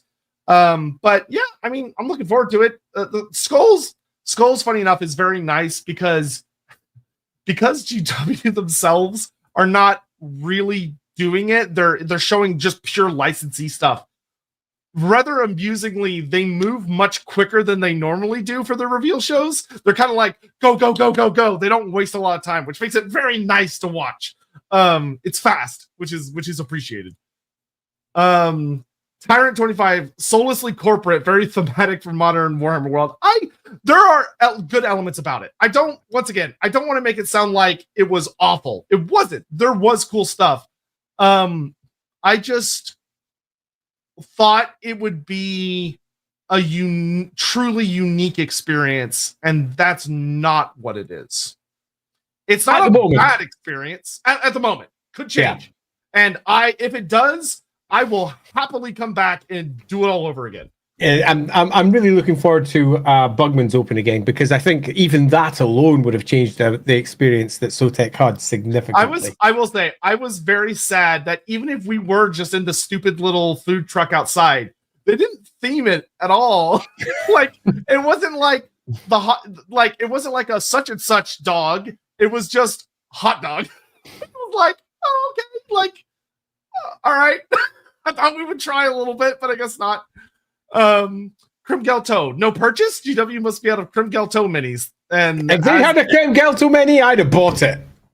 I would have knocked over the display totally on accident. I'd have bought it. I'd have been doing when that. When is Andy visiting Sotek? When the current administration lands at the bottom of hell where they belong. It's fair to say that I currently do not have a great deal of enthusiasm to visit the US in its current shape and form, particularly given I have people I know who have been stopped in the most ridiculous fashions on the way through, and I don't want to experience that. There are travel advisories to come to my country right now by reasonable countries. So yeah, it's kind of crazy. Not a good time. Yeah, no. Oliver Smith. Found you guys last week and been binging Lorebeards. Oh, well, thank you, Oliver. You guys are amazing. Drinking a Merlot from my Bugman's Leather Chalice. I've got one. I wish they had given me a leather chalice. Yeah, see, now that would have been awesome. Yeah, I've got one of those too. I've got a few Bugman's bits and pieces that I've picked up over the years. But sadly, this trip, there was nothing that was unique to the store. I think we just caught it in a lull. Yeah. We'd love a Lorebeard episode on Warhammer Fantasy Battle Cosmos. Yeah, not hard to do. I wrote a chunk of that. Yes, he did. Araby's a toughie. Oh, we can do Araby. We can easily do Araby. Yeah, I mean, Araby in any realistic fashion is a toughie. In that it's old lore, and you kind of run with it and hope. But then, hey, Dragon Ogres. Yeah, we did Dragon Ogres. Yeah. I mean, it does have the advantage of it did have a full War Master army list, which helped. Yeah, it did. But so stay tuned. Yeah. Dynaman, they should sell Squig Space Hoppers. If they sold Squig Space Hoppers, I would be buying them. What is a Space Hopper? Okay, so a Space Hopper, it's sort of got this face of ridiculous, very stylized face of a kangaroo on the front of a big orange ball with a couple of horns sticking up. You hold the horns, you put the ball between your legs, and you bounce up and down the top of it. Yes, that would have been amazing. I would have bought one of those if they had sold Indeed, that's what a Squig Hopper is based on, because it's a Space Hopper and it looks a bit like a space hopper. I remember discussing with Mark Gibbons about the first concept arts for them, where they're all like, this is too ridiculous. We can't make this, can we? And they're like, yes, we bloody can. Squig Hoppers it is. Diamond, if you're looking for merch, I recommend chatting with Bricky, who has his Orchid 8 store, which sells both his merch and the merch of Oh, that is not a terrible idea. Okay, well, sure. I might. There's a very reasonable chance I'll be. So I'm officially, sure, I'll announce this now. Why not? I'm officially going to Offkai next month. I didn't think I was going to go. Turns out I am going to go. So I'm going to go to Offkai, and I think he'll be there. So there's a very good chance I'll bump into him because we were talking about meeting up. So if I do run into him, I'll bring this up. I don't even know what you're talking about. Don't worry about it. It's a convention. I gathered. Skylar Martin, thoughts on Elf Player's Guide? Aesthetic seems very Cathay coded, kind of weirdly so, to be honest, like it was intended for Cathay. But boy.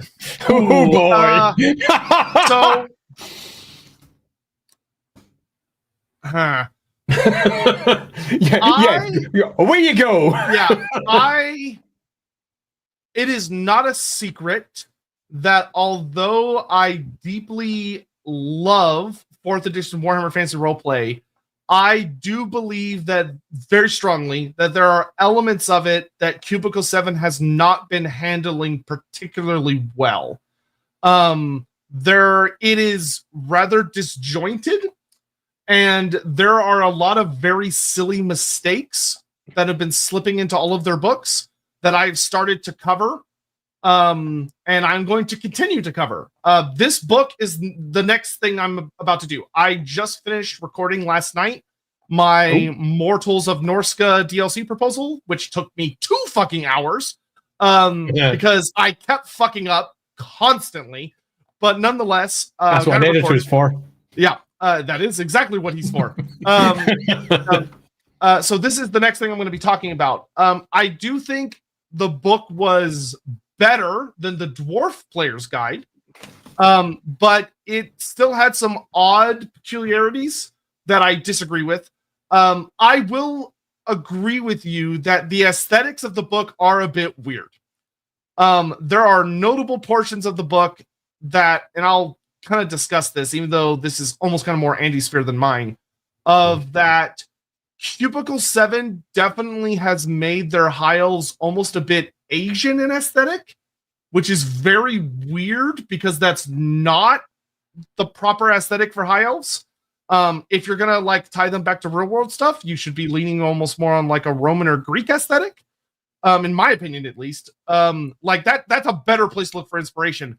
But you are correct, in my opinion, that there are some things that come off as almost Cathayan. And I don't know why that is, and it's weird. And that is what I will say for now. Yeah, this is a toughie for me to even discuss with any depth at all, because I was once responsible for organizing this sort of material and deciding what people could and could not cover. So making any form of criticism at all just doesn't look good. I mean, I don't really like criticizing other people's work when they're coming after me. It seems weird. But I will say that if you're doing high elves, you kind of expect to see the core of everything that is high elves put on display, whether that's dragon princes, shadow warriors, the various types of high elves that we know and love, whether they're flying around in their silly little sky chariots pulled along like flappy birds. There's lots of cool stuff we can focus on, and the newer elements that were added didn't feel like they were taking everything that was already there and expanding it. They felt like they were new. And that's not my preference. My preference is to really feel like you're doing something that takes the core of what is there. What is high elf? And go, this is high elf. And what's often missing on the battle game side, you fill out on the roleplay side where you speak about real life, the real things that they have, the stuff that they move with. And it was, I mean, there's some nice bits in there. I misread your comment. I didn't realize you were asking about the aesthetic's career. The career, I was not a fan of that because to me that's an AOS thing. That is a Lumineth Realm Lord career being backported into fantasy, which was not needed. I don't think it should be there at all because the high elves have a shit ton of stuff that they could cover. So much. Instead, they did that, which I was not a fan of. I don't like the aesthetist. Yeah, I don't want to go as far to say I don't like it, but it's not a choice I would have made. Which means he doesn't like it. I'm trying to be diplomatic here. Sir Panza. I hear some mages use people as focuses to bear the backlash of spells. In unrelated news, glad to see Sotek is doing good away from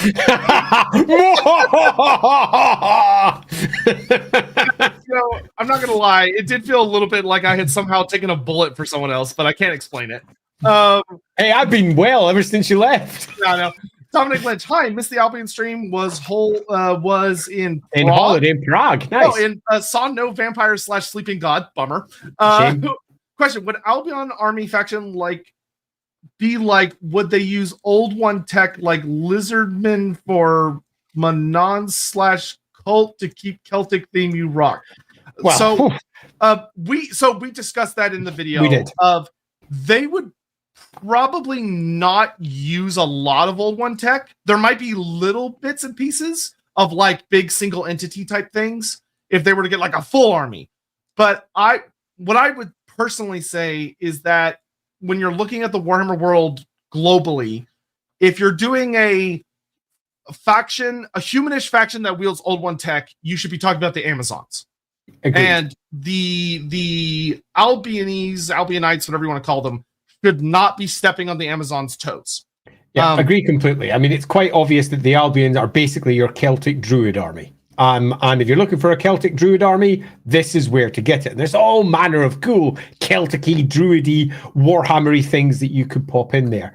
It's something that Games Workshop are unlikely to do themselves anytime soon, but if they ever were to do so, the Celtic Druidic aspect, and whatever they decided to call those individual elements, for example, they're truth speakers rather than necessarily saying Druid, although you'll probably find the word Druid gets dropped about all over the place anyway. It'll all be megalithic creatures and entities and giants and similar giant causeway related nonsense. It'll be super fun. Yeah, because there's a lot you could do with Albion. Like Albion's busy. You don't need old one tech.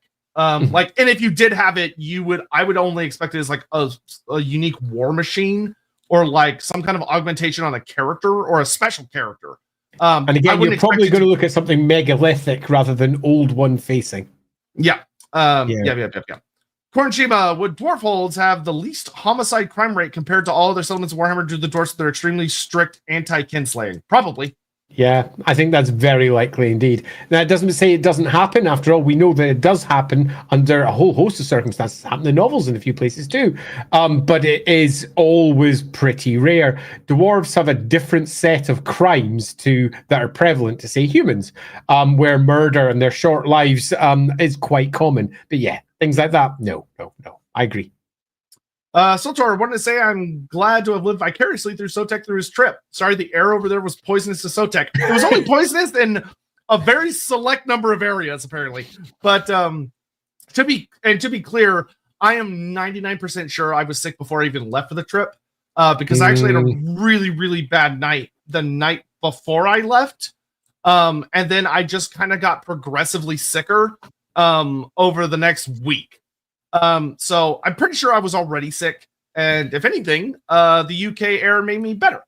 Yeah, let's say that. And by UK air, I mean the copious amount of pills that Lindsay took me to pick up from a pharmacy. There you go. Yeah. Broad Scorpion, Andy, do you have an in-universe NPC of you in Wolf Rep? If not, I'd imagine a barkeep who runs a cozy inn with gaming tables, frequently by all races. See, I don't really do that. And by that, I mean, I don't feel any need to self-insert. Having said that, though, on a few maps, I have named Andreas Richter, A. Richter, for example. If you go to Warhammer Fantasy Roleplay 4, the double-page spread map at the beginning, it's by the commission of possibly, or written by, I can't remember exactly what the words are, by A. Richter and L. Koch, and that's referencing Lindsay's maiden name of, well, Koch. In English. So that's the A. Richter is me, Richter German for law. And that's about as far as I go. I generally don't do full NPCs. I do, however, use characters that I have built for my own games frequently as NPC fodder in games, because it's much easier to create something fully realized and developed if it's already fully realized and developed. So if you've got an NPC that works really well in your game and it fits into a scenario that's being built or an adventure, then I'm more than happy to use those, because it ensures that what's getting created is deeper. It's not something that's just spun out of a tabula rasa, a plain blank piece of cloth and quickly daubed with paint to fill a spot. It's something that has got a deep, long history already. And you can generally feel that when you're reading it as a reader, that these characters are deeper and there's more to them. But I generally don't do self-inserts. It's not really my thing. Diamond, honestly, it just surprised me they don't have an actual black library theme like the actual 40K black library where you can buy all the novels and paperback books. Yeah, that would be neat. I mean, all the books are sort of there, but I agree. There was like very little selection. The selection was terrible. Yeah, it wasn't weird. I sort of agree. There is a lot of potentially missed opportunities. Man, that would be super cute. Like, it wouldn't have to be like super high effort, but just like they like have little, like, it's like they make it look like the whole Eldar Black Library thing just over in the corner. That'd be very cute. You've gone into the webway into the corner down to the Black Library. Oh, come on, cool. DW, put some effort, put some elbow grease in the Warhammer World. I believe in you. Y'all can do it. You got the money. Benjamin Fraser, I'm not angry. I'm just disappointed. How old is it both for GW that they can make diehard fans take the attitude of concerned parents? Well, you're not wrong, but it's just the people that get to decide where resources are allocated probably don't care that much. Yeah, they don't care for the things that we care for, clearly. Yeah, they care about those big shiny new mini releases, and then they're kind of hands off with a lot of other things. And I think that's to their detriment, but that is that individual's or group of individuals' choice. Mm-hmm. David, your thoughts on Games Workshop suing a large number of online sellers in U.S. federal court, alleging trademark infringement and false origin? Not super surprising as we're going into the age of... at all. Yeah, not if you know the history of GW, especially because we are going into the big age of 3D printing, where I know tons of people that own 3D printers. They're printing their own minis. And to be frank, with the way GW currently views itself, where they very much see themselves still as a modeling company, which I think is dumb, and I'll say that very bluntly. I think that's an idiot way for them to look at themselves. because they are so much more than that. But they think that they are a model company first. That is the biggest possible threat to them in existence. Yeah, and we discussed this a fair bit actually when you were here. That Games Workshop has to be careful that it doesn't have its Kodak moment. Now, if you don't know what Kodak is, it pretty much sums up every point that I have if you don't know what Kodak is. But Kodak used to be the biggest film printing company in the world for photographs. And Kodak had an opportunity. They were literally presented with the opportunity to purchase digital photography. And they said, no, because we do film. That's what we do. This isn't us. They passed by and Kodak died. It went from being one of the biggest companies in the world into almost nothing. And Games Workshop faces a potential existential crisis in the same space. But it has one massive advantage that Kodak doesn't have, and that's individual IP. No matter what happens with the current space that they inhabit as a business, for example, miniatures and producing miniatures, cool toy soldiers, no matter what happens to that market, they will still own the IPs, which are in and of themselves potentially enormously lucrative when you look to potential for other types of video games being the biggest multimedia business there pretty much is in the world, or alternatively TV, video and film. So they're always going to be able to make money regardless, but as it currently stands, their core business model is deeply threatened. And seeing them going out to attack those who are creating something similar to them in their space and defending their IP is absolutely unsurprising. And anyone who's attempting to make money off of Games Workshop by effectively scraping off some barcodes and saying, this isn't a Space Marine honest, are basically setting themselves up as targets anyway. I don't have a great deal of sympathy for people who do that because they are effectively trying to just make money off Games Workshop. But having said that, lots of companies out there who make proxy miniatures make some freaking cool ones. And it's a shame that they might not be around anymore. Yeah, and I think, especially over here in the US, it's going to be interesting to see how it goes down because I don't know how courts are going to rule on things like 3D printing, which is a very different sphere. And tough. I will say it's a time bomb because GW can mess with it as much as they want. They can't stop it. It's like AI. It cannot be stopped. AI is definitely moving forward, whether anyone likes it or not. It can suck for a lot of people, and it's really scary. But 3D printing, I care less about. But 3D printing, it can't be stopped as much as GW would want it to. They can't stop people from making private STLs and sharing them. And it's also really interesting to see how other companies have taken on board the idea of the STLs. When you take a look at, say, for example, Trench Crusade, which just sells the STLs, you go print your own. Or if you take a look at, say, Geogenesis, they're doing exactly the same thing open on their side. And GW doesn't want to do that because they think selling plastic is the only thing they do. And that I agree with Andy. And it kind of is! It is. Like, that's their Kodak moment. Is if they look at the idea of selling STLs and go, no, never, we could never do this. We don't sell digital cameras, we sell film. Yeah, and that could kneecap them. Because I'll be honest, I genuinely think, granted, I can't say this with definitive authority, but I would say the vast majority of modern Warhammer fans probably don't own a mini. They probably play the video games or read the books or watch the shows, don't own a mini, and a lot of the mini buyers, I think, are whales, which are people that buy a fuckload of stuff. They buy an entire army, they paint it up or pay someone to do it, they play it, and then they sell it and buy a new army. Because I know a ridiculous amount of people that do that. But I don't think they're the majority of fans. And GW is not capitalizing on the majority of fans. And that could fuck them. Which would be interesting to watch. I wouldn't wish it on them, but it would be interesting to watch. Now, and as far as this goes, I will say there is also a very deep irony on GW suing people over IP because of what GW is and what they stole. Like I'll say it till the world blows up. The vast majority of what GW started from, they stole. Eventually, they made it into their own thing. But if you were to wipe GW's history from existence and start them over with modern copyright law, they would never get going. They would have been sued into the ground by the likes of Michael Moorcock and Tolkien estate and all of these other groups that would have ripped them apart, but didn't because things were different back then. Yeah. I would not be shocked if Michael Moorcock deeply regrets not going after them in the past. Yeah, I'm not sure. It means that he's over where you are in Texas right now. He lives just around the corner from you somewhere. I say that. Well, Texas is huge. Okay, but he's over there. And as any of you who've watched Lorebeards will know, he created much of what we consider to be chaos today, right down to the chaos symbol itself. It's all from Michael Moorcock's works, and a lot of what we perceive as dark elves and high elves also came from his work. It's interesting, which also means Eldar and Dark. Eldar, Dark Eldar, like at least.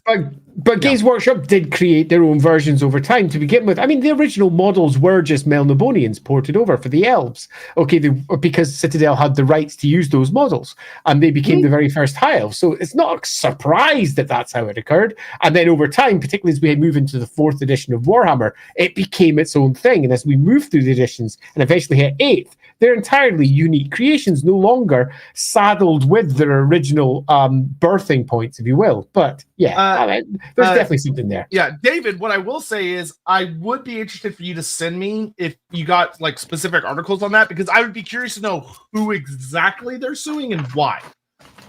Because GW sometimes works in, like, sometimes you hear a story like that and you go, oh, GW. But then sometimes, like, you see who they're suing and, like, why, and you go, oh, yeah, okay, that makes sense. Yeah, absolutely. I mean, I often find that these stories get inflated and twisted as they move around the internet, particularly with people who have a bugbear or a grudge against Games Workshop because of some imagined slight from 20 years earlier when their favorite game was cancelled. And it's just no longer there anymore. Back in the day, White Dwarf was so much better because it had roleplay games in it or whatever else may be their individual concern. I loved Warhammer and they blew it up. And they quite like stories where Games Workshop are mean because they can say, look, see, they're horrible, and they always were. When you actually look at the cases, sometimes you're just left with that's not at all what people are saying. Yeah, I always take it with a pretty big grain of salt. Yeah. Because like you never know the specifics. Donovan, to be frank, the High Elves being Asian inspired may be a mistake from the writers thinking they are more like the Craft World Eldar because they're heavily inspired by feudal Japan, or at least the Western interpretation of feudal Japan. Or Lumineth Realm Lords, which are very Eastern inspired. Lumineth Realm Lords are super Eastern. And when you take a look at the actual inspiration from any of the Craft World, you realize it's not Asian, but let's not get caught up in all that because we're not really a 40k leaning channel. I will say something on this. Back when we were dealing with Warhammer Fantasy Roleplay 2nd edition, I was commissioned to write a High Elf book. And I was commissioned to write that alongside David Chart. And David Chart, who was living in Japan at the time, was chosen specifically because he lived in Japan and understood Japanese culture, because the core of some of the components that they wanted to include inside their version of the High Elves back then in 2nd edition was Asian leaning. They said there should be certain components of this that we port over because we want to have that feeling of a different culture to what everybody's used to in the West. We want to have the idea that the elves of the High Elves in particular are very different, particularly when you take a look at one of the core symbols of the High Elves, which is that sinuous line splitting white and black, the sign of Azurin, which is a yin-yang symbol. And that was a very common motif in Warhammer 4, Warhammer 5, and Warhammer 6. So around those areas, you'd often find yin-yang symbols sitting on elves. So this isn't a huge leap. The idea of people taking those older ideas and then running with them as we move into a new edition is no great surprise, particularly because it's quite likely that some of the people who were around back in 2nd edition still go, well, we were going to do this back then. But do I think that is a good view for modern High Elves? Not really. They are more the Atlantis of the Warhammer world. And anyone who goes into their great background historical research will go, Atlantis ties back to Greece and the great Platonic version of what Atlantis was originally and how it then got reflected into this weird society. And there's a lot of Greek influence throughout many of the High Elf aesthetics, so to speak. Do I think Cathay or Nippon or real world China or Japan are good sources for the elves? I'm not going to say no, but I am going to say, case by case basis. I am going to say it's one of the many things that we draw from. when we're looking at what we should do when we're writing new material for something that's been long out there. And the High Elves, definitely feeling like they are a different society to most of those that have been written by Westerners for a Western audience, is definitely worth looking at in a broader sense, but I'm not entirely sure they made quite the right choice there. Yeah, I agree. Probably. Also, C7 unfortunately fell victim to a lot of what's going on in GW these days, which is that their dwarfs are short humans and their elves are slightly taller humans. I don't know. I really wish they'd got a little bit of balance in there. They added some extra bits for, the way the whole balance works with them. There's a bit more there. It's not as simple as it could be. There's good stuff in the book. I think most of the written stuff in the book is actually quite nice. I liked it. Like I said, it didn't have, outside of one particular part of the book, which I'm making a video on, the Elf God section, which is very messy. The rest of the book, I read it and was like, cool. Yeah, I would use this for my games. I might change little bits and pieces, but I would use this in my games, which is good. I think that's a good thing. That's a good sign, because that's how I feel about 99% of most books released by any RPG company. Is I look at it and I go, very cool. I'm going to take this. I'm going to put my own edits in, and I'm good. I'm good to go. No, man, unrelated. Just remember my parents had an old GW game that bought a few years before I was born. Andy and possibly Sotek, here's a nostalgia blast. Do you remember Chaos Marauders? Okay, so I have Chaos Marauders, the first edition. I also have the re-release of Chaos Marauders by FFG, which came much later. So that's Fantasy Flight Games, which was basically the same game but made less good. So yes, I have Chaos Marauders, both the original and the second edition of it. It's a great wee game. It's a card game where you're building up a goblin force, a greenskin force, and you've got to try and get 3 regiments worth of them made before anyone else gets 3 regiments made to impress the big war boss. And it's got all manner of trade mechanics, including a really fun little rule. I can't remember if we made it up for the first edition or not, which is if you cheat and you get off with it, you get off with it. So if you steal a card off someone else's mat, get it onto your mat without anyone noticing, it's now yours legitimately by the rules. Super fun. Why is it called Chaos Marauders if it's because about back then they were all bad guys, including Chaos. There's loads of Chaos stuff. So this is like, and it also includes Malal in that one. There's like a whole Malal regiment. Loads of special regiments, a mixture of Chaos and Greenskins all the way through it, but the core of it is Greenskins. It's a super cool game. I have never heard of it then. That's before my time. The original is full of John Blanche's art, of all manner of crazy stuff. It's super fun.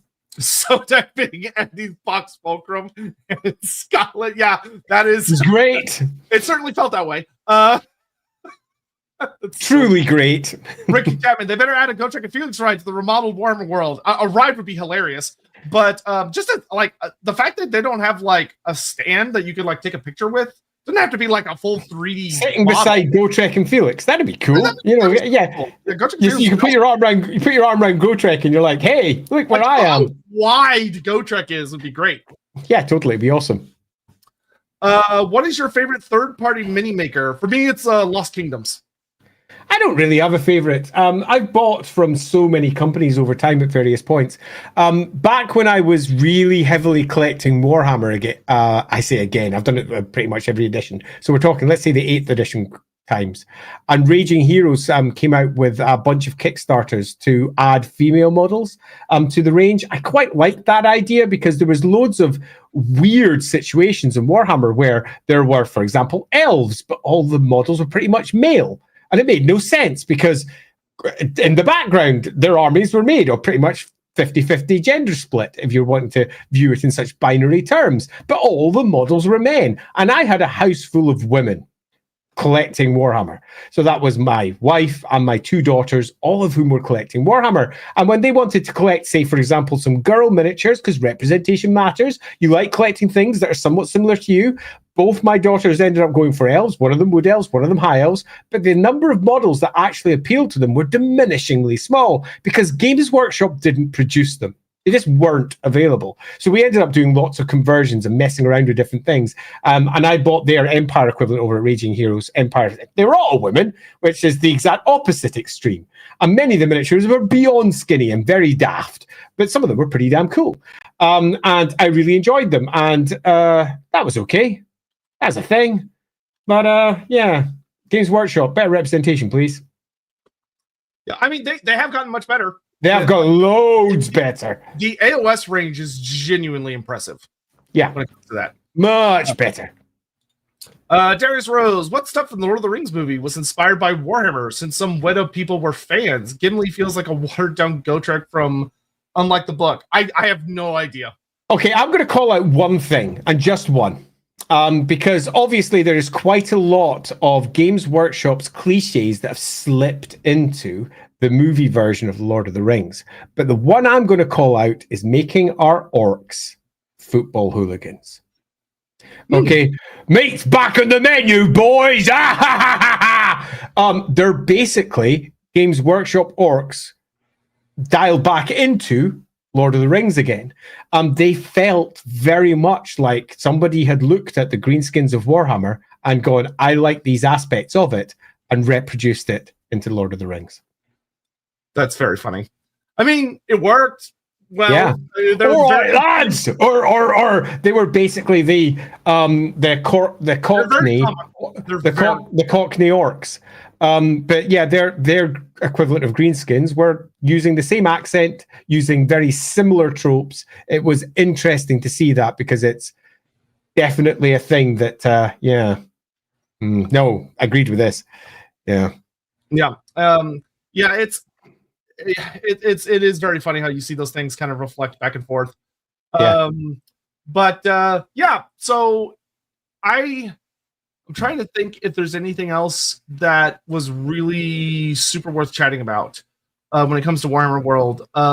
Once again, like I can't say this enough, and I do want to repeat it because it's one of those things that can get lost super easily in this.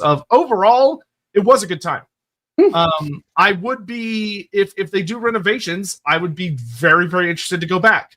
But at the end of the day, I really wish Warhammer World would feel more like what the name advertises it as opposed to a slightly larger than average Games Workshop store with a pub built in. Because right now.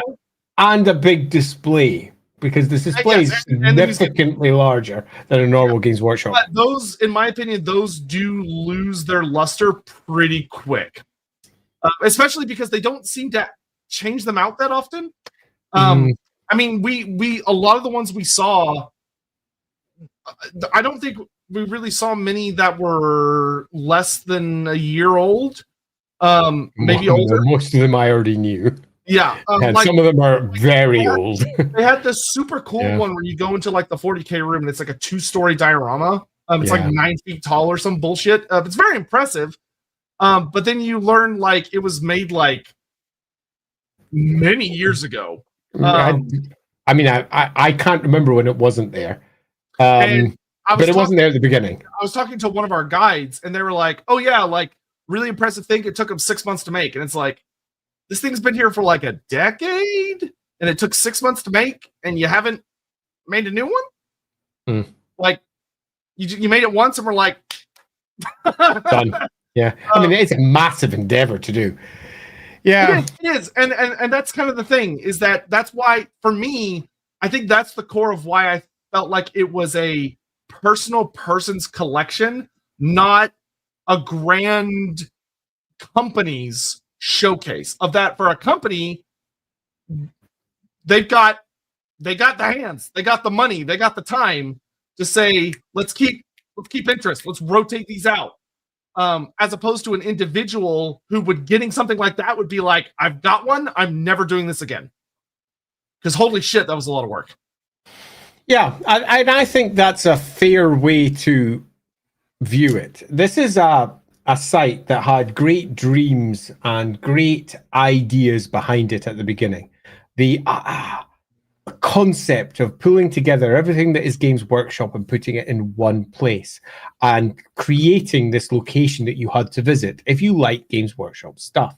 Because if you went there, you would not only have this great outpouring of awesomeness of everything that is Warhammer in its various iterations, but you would also have great gaming spaces where you could gather with your friends and play, places to paint, miniatures that you couldn't get anywhere else. Just cool shit. And that idea has never changed. I think everybody thinks that's what it is. I think everybody wants it to be that. And as 1 year turned to 2, and 2 turned to 5, and 5 turned to 10, and 2 decades passed by, as we hit now past, 27 years it's been going, something like that? It's a little bit less, 26 years, I think. So 26 years worth of Warhammer World, and the core of what was originally stated as its goal is the same, and it hasn't changed. Oh my god, it opened in 1997?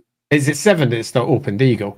So 1997, you sure? I think that's when they moved to Lenton. I don't think Warhammer World opened until 99. Okay, Warhammer World opened in 1999. 99, so 26 years ago. So yeah, 26 years. And the first version of it's very different to what we have today. The gaming space is so much better. The shop is so much bigger and has so much more available. But it does miss out on an aspect that Sotek was clearly looking for. And he was looking for something that was a celebration of all things Warhammer, much as it largely touts itself as. He was expecting screens that showed all the licensors and what they'd done. He was expecting Warhammer through the ages. Here's where it started with first edition. Here's second. This is when everything changed at 4th edition, and we established the Warhammer world as we understand it today for the first time. And here's how it moved to 8th, and then eventually moved to the amazing Age of Sigmar as we move on to next thing. I wanted pictures of the people that did it. Yeah, a celebration of everything that was. But Games Workshop is clearly using that space for a different job. That space is for showing the miniatures that they create and do today. It's for their business only. And all of the licensees and everything that they do, it's not their business. That's people they do business with, but it's not their business. So I completely understand why they're focusing on the things that they are producing. Unfortunately, though, for someone who's a visitor, much of what they're producing, if you don't know it very well, you're not going to understand what the things are as you walk through the displays. And it would be really nice to just have some signposting. Yep. Or just some of the cute little pictures they used to have in the old White Dwarf magazines of oh, look, there's Rick Priestley. Oh, look, there's such and such. Oh, look, there's so-and-so. Making these things back in the day. that image of Brian Ansell sitting in front of his army going, oh, this is my army, ha, ha, ha, all the way from 3rd edition Warhammer in the army books. Yeah, there's lots of really cool images that they own the copyright to. You know what I was expecting? I was expecting a 2000s White Dwarf made into a building, and that's not what it is. Yeah, and I think White Dwarfs used to celebrate the hobby. I think that comment there from Syncopatics, I've almost certainly said your name wrong, sums up exactly what was expected there by Sotek, but wasn't actually fulfilled, which was an IP museum, a museum of everything that is Warhammer, with an astonishingly cool big, massive displays at the end of it, where you see what everything has become today. And you walk into the last rooms and you see Age of Sigmar, 40K, the coolest of the cool that they're producing now, as you've made your way down through the ages and seen different things. The problem with that, though, is that would mean that 90% of the museum would always be the same. Because, the past doesn't change. So there would definitely need to be some rather clever approaches if you were taking that. They have chosen not to do that. They've chosen instead to just concentrate on what they make today. I mean, we say that, but walking in there, it really felt like 85% of it hasn't changed. No, wow. Yeah, fair enough. Darius, Aslog's boring. Lurtz, Gothmog, and Sharku were cool. Yeah, I will never understand. Well, I'm sure it was money, but it was always a bummer seeing them go from the practical effects to the CGI. It was such a downgrade. I understand CGI and Smog. Totally get that. He looks great. but like the orcs, why? Why? I agree. Just as a small Lord of the Rings aside, the practical effects were better, the digital effects were worse, and the digital effects were not at the point where they could be better. And they weren't back in the first Lord of the Rings. They definitely weren't when The Hobbit came out. Dumb man, it would be cool if for some models they would do like a human evolution diagram with the variations of model lore. Yeah, that'd be sick. Like show like the same mini over the different editions. Exactly, because in many respects, one of the reasons why things like that are cool is because it celebrates what's new, because it shows the evolution of how they started with these humble beginnings and they turn into these really awesome new models. Because one thing Games Workshop does exceptionally well, and that's create fucking cool models. Some of them are freaking gorgeous. Yeah, Take a look I would say GW is the best in the world at it. Yeah, absolutely. If you compare, say, for example, the different versions of, say, the Strigoi vampires and see where they've landed when you look at what Age of Sigmar offers. Look at fucking Ghoul King. Show me like, the evolution of like dwarf moves. Show how they went from having these big arms and giant feet to like actual proportional bodies. Yeah, it's good. But it doesn't do that. But there are ways that they could, I presume, support their current core desire, which is to show what they're, to be a showcase of everything that they create now, but also provide that feeling of a museum of all things Warhammer at the same time. But I'm not sure that's their intent. Many of the things that Sotek in particular is calling out, I don't think they particularly focus upon just now. Now, does that mean they shouldn't? I personally would love them to, because I like all things Warhammer. But all things Warhammer is not what Games Workshop is today. Yeah. Well, and GW, how do I say this? GW has a nasty habit of coming off as a company that likes to pretend the stuff they've done in the last 5 to 10 years is the stuff they've actually been doing the last 40 years and kind of ignoring everything that came before that. Yeah, sometimes, like when it's an anniversary event, they will dig up some old mini or whatever and be like, look. But the vast majority of the time, Old World is kind of overruling that in many respects, but it's not the core Games Workshop company. That's over in Forge World. Yeah, and even then, the relationship is awkward. It's super awkward. Where they're like, "Look at Old World, but don't look at the Legacy factions." That's AOS. Don't look at those. Steven. Like, yeah, it's weird. It's weird. They're a weird company. They're very strange. But anyway, so that was our trip to Warhammer World. Honestly, it wasn't that bad. I will say, we went. Good. Yeah, totally. We're genuinely glad we went. Yeah, me too. It was good. I'm going to give a little summary, which is perhaps exactly what you expect, perhaps not. I remember when Warhammer World was first touted to me as an idea, and they were discussing the potential that the new head office would provide. And I'm not going to say the name of the chap who did it, but he had been involved with planning some of the ideas. And he was sitting with me talking about everything that was planned, and I could not have been more excited.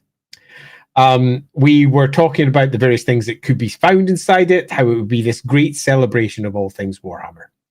And when it was first opened, it very much pushed towards that, a celebration of all things Warhammer, and slowly over the course of its first few years, developed what was there into what eventually became the Warhammer World we have today, which is a 2-story shop, a big display area, Bugman's, currently shut, and of course the exhibition area where you can play all the games you want on big lovely tables. The ideas are still there, but Games Workshop has moved beyond them. That, when it was first envisaged, was an astonishing potential. The idea of all these things being in one place was really quite remarkable, because at that point, the only Games Workshop experience you could get was going to one of the stores. That was it. And the stores were all universally quite small, outside of the Manchester mega store. Yeah, they had s'mores. That would have been way more interesting. That'd be very different. Yeah, totally. In time, however, this significantly changes. And it does for a couple of reasons. Games Workshop moves from its big, massive games days down to more of its Warhammer fests, but equally, filling in that gap is a whole bunch of other Games Workshop experiences, like the Warhammer cafes in America, for example. And they all offer largely what Games Workshop is offering in Warhammer World. It isn't a unique experience anymore. Plus, if you go to any of the big tournaments, they're bigger spaces than what Warhammer World offers. Often, far bigger spaces. Meaning that Warhammer World is not as special as it could be. Now, the things that Sotek has brought up, the things that would make it special for him, are not the things that will be universally special for everyone. They are the things that Sotek would like to see. He would like to have a handheld tour of what Warhammer was, what Warhammer became, and what Warhammer is today, with nice little signs that you can read or little touch screens that you can touch, explaining what it is that you're working your way through. But for other people, it's a tournament location. That's what they would want. For other people, it's just the pub and getting as many different Bugman's beers down themselves as possible. Everyone has different wants, different desires. At the moment, Warhammer World doesn't peak the world at any of them. It is not the sole place to get most of the merchandise. It is not the best at anything other than, I would argue, one thing, and that's a miniatures display. And they are a miniatures company. And when you look at it from that perspective, you suddenly go, wait a minute, it's doing exactly what Games Workshop wants, because they see themselves as a miniatures company first. Not a games company, a miniatures company. And Warhammer World is the best single display of miniatures as it currently stands. Now, admittedly, you can go to big tournaments, big painting competitions, and you will see all manner of others as well. But you can't reliably go and visit them anytime you want. The only place you can do that is Warhammer World. And it absolutely is the peak at the moment of displays. So it does what they want. And it's very easy to criticize for the things that it doesn't do, but they don't appear to want to do that. Now, would I like to see them do all those things? Oh, hell yeah. I love Warhammer. I would love to have a whole bunch of screens laying out all the various IPs that they have covered in computer games and showing all the videos, early renditions from the Games Day videos where you got to see their first attempts to try to put to screen Space Marines and commissars doing their stuff. I remember going to Games Day back in the 90s and big, huge screens showing off these videos. They were terrible. But they were also full of youthful exuberance because they were desperately trying to bring to screen for the first time what 40K might look like, what Warhammer might look like, but mostly it was 40K. And I would love to see those on display. I'd love to see the evolution from old Games Workshop to new Games Workshop. But Games Workshop's more forward-thinking than that. They are just simply dealing with what they are today. And today, they are the best miniatures company in the world. And Warhammer World offers the best miniatures display in the world. We might wish for more, but that in no way means that Games Workshop has any interest in giving us more. So for people like Sotek, it is ultimately going to be disappointing because Sotek takes all of Games Workshop's outputs from the licensees, from the various games, be it video, be it watching stuff on Warhammer TV, whatever it might be. All of that is Games Workshop, and none of that is on display. All that's on display is their miniatures. And if you're looking for all of it, you are going to be disappointed. You can't help but be disappointed. And doubly so if there's no Bugmans. Because you can't just sit down and get yourself a nice burger sitting in the corner surrounded by Bugman stuff, which always makes people happy. And as it currently stands, poor old Bugman's is shut. So it left a rather bitter taste, I think. I also don't drink alcohol, so yeah, quite, but they're still good food. And it left a somewhat bitter taste because the experience was something he could have just got from his local Warhammer store. Indeed, he went and checked it afterwards, and he popped into his Warhammer cafe, and he was like, "Yeah, everything that I could see in Warhammer World is here." All of their coffee, because they mostly do coffee, but all of their coffee and food is themed. And it's all themed. And I can understand why he'd be left disappointed. I personally would love Warhammer World to be more. And I'm sure there are many in Games Workshop who feel the same, because they love Warhammer and all of its iterations. They play the roleplay games, or they play the computer games. They love what Owlcat's produced. They love whatever's coming out of Creative Assembly. They love Warhammer as a whole. They've got their various full-size Space Marines from various toy companies, and they will keep on buying more and more. And if something should be released by, I don't know, Antipodean companies over in New Zealand, big, huge Space Marine goodness, because what's the name of the company? Weta, thank you. Got there in the end, because Weta have created a cool new thing because they love Games Workshop too. Yeah, sure, they've got all of that, and they would love to see more. But ultimately, that's not the decisions that are being made. The decisions that are being made at Games Workshop, at least as it appears from the outside, is to create something that celebrates who they are. And it's a celebration of miniatures. The last thing I'll say is that GW, let me love you and buy stuff. For the love of God, just make something I can buy. Stop refusing to take my money. Yeah. I had money burning in my pocket and I didn't buy anything either. So it's actually the first time I didn't, which was, I'm just going to say one more time, weird. Yep. Just weird. Could just be the Bugman's clothing. That's all it is. But yeah, could be totally. Dumb something I've noticed as a pattern, Lorebeards. Writer 1, can I do X? GW, we have no clear info, so sure. Writer 2, can I use X? GW, no, absolutely not. Writer 3, can I use X without asking GW? Or uses X without asking GW, still ends up in a core army book. Writer 4, so how should I address this? Should I use X or not? GW, don't talk about it at all. I mean, that's a slightly exaggerated view, but that's not entirely wrong in some respects. In that, often you'll have writers asking if they can do something, and I will be as blunt as I can be. Games Workshop are the best partners. They want the best for their worlds and the things they create. They just want to make sure it's right. And they almost always, if you're asking them, can I create something that fits exactly within your world and details things that Games Workshop have yet to detail? Go, yeah, sure, go. That's what you're there for. The license is there for you to explore these ideas. Go wild. People are going to love this stuff. But sometimes people go too far. It's true. Or they just get it wrong. And then that becomes the new norm. Yeah, and your mileage may vary. Yeah, very true. I wanted this because it came up as a sub message, so I didn't see it. Sotek, I asked Andy's favorite diorama the other day. He said Horus and Big E. What was yours? Yeah. Also, I love your idea of North American centaurs, a chariot with a spiky plow on the front that is pushed. Seems to, I want centaurs so bad. My favorite, it's actually pretty easy. For me, my favorite diorama was easily the Bretonnian Siege. Because it's a nice big piece. They've got like the Necrolith bone dragons flying in the air. Cetra the Imperishable is like charging down a road that's about to end in front of him, so he presumably needs to do something about that. They've got like all these they did a lot of very inventive things with the minis. Like there's a bone giant that's like running. That looks super cool. There's like Bretonnian charge coming down the hill. The city is all like fucked up and there's people fighting all over the place. It's just very alive feeling. And it is a fine diorama. And that was one of the ones I hadn't seen before. So I was rather pleased to look over that one.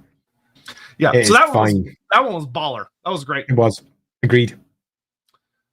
But yeah, I think that's kind of it for us. Sorry. I was about to say there's another comment there. Don't miss Darius. One epic diorama for Warhammer World from the lore, what would it be? Blackfire Pass or Siege of Kislev for you? Blackfire Pass would be pretty. Siege of Kislev would be pretty. So I've done a map of the Siege of Kislev for Black Library. I have a lot of personal love for that battle because of that, because I spent a lot of time discussing the elements of what should be included. So I would love that, particularly because you get to see all of those marvelous Kislev buildings, which would be super cool. But Blackfire Pass would be arguably much less cool, although a central fight between Sigmar and what's his face, the Orc, would be pretty freaking cool. I personally think that the final battle at Kislev's Gates would be fucking baller. It would, wouldn't it? You would get to show off so many different things, a lot of different factions too, because there'd be Dwarf, You'd have Teclis out there casting magic. You'd have Asavar Cool about to go up against Magnus the Pious. You'd have like the big cavalry charge coming down from behind Cool's forces and like demons and all. It would be pretty fucking nuts. It would. I think the Siege of Kislev would be pretty extraordinary. I don't think that would probably happen because Kislev has never really been a focus for Games Workshop. So that very much might change should they release an army. I can only see that happening at like the finale of the old world. Amazing, the current view of the old world, which granted might be even more crazy because we've got all these new races now. So like Cathayans might be there. Yeah, I see no reason why Cathay wouldn't be there as a potential ally. If I was rewriting it, I would very much have them coming across the northern passes to provide support come the last battle, the fight for the old world's existence. That'd be pretty damn cool. Yeah, I think the greatest hope is that the Battle of the Gates of Kislev will be so much bigger than its original version. Its original version was pretty big. But just a couple little, pretty much, but just a couple little things here of stuff coming up.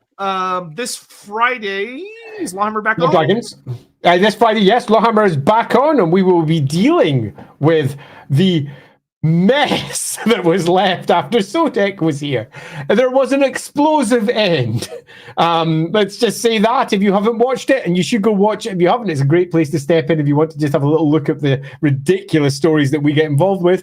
Sotek was over and it ended somewhat explosively, and we will be opening with the ramifications of what occurred. That'll be this Friday. Am I going still? Has Sotek frozen? I think Sotek's frozen. I appear to be here by myself. Everyone else is saying, so did Sotek freeze?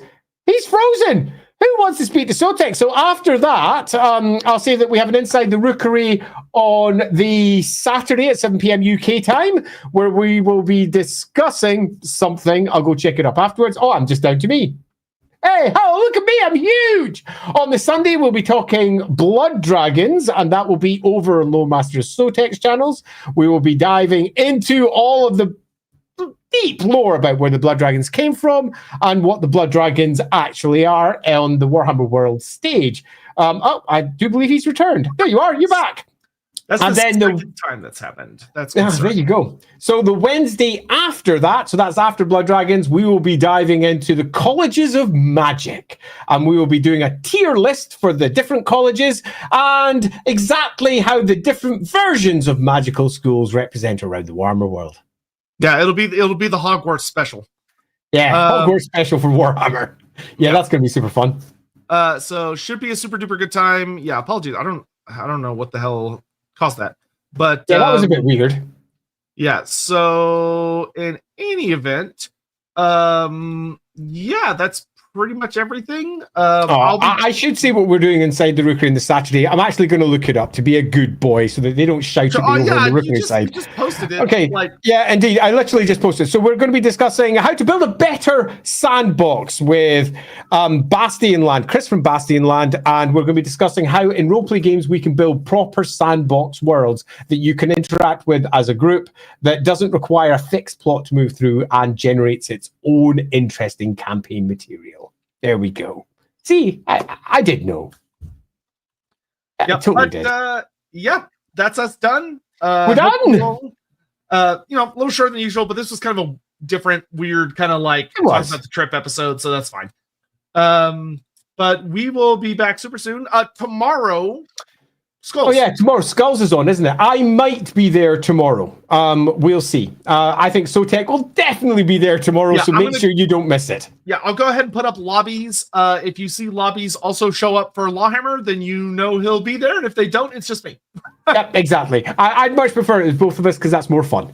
Yep, but we'll let you know, and we'll see y'all hopefully then. Until then, bye-bye! Bye-bye!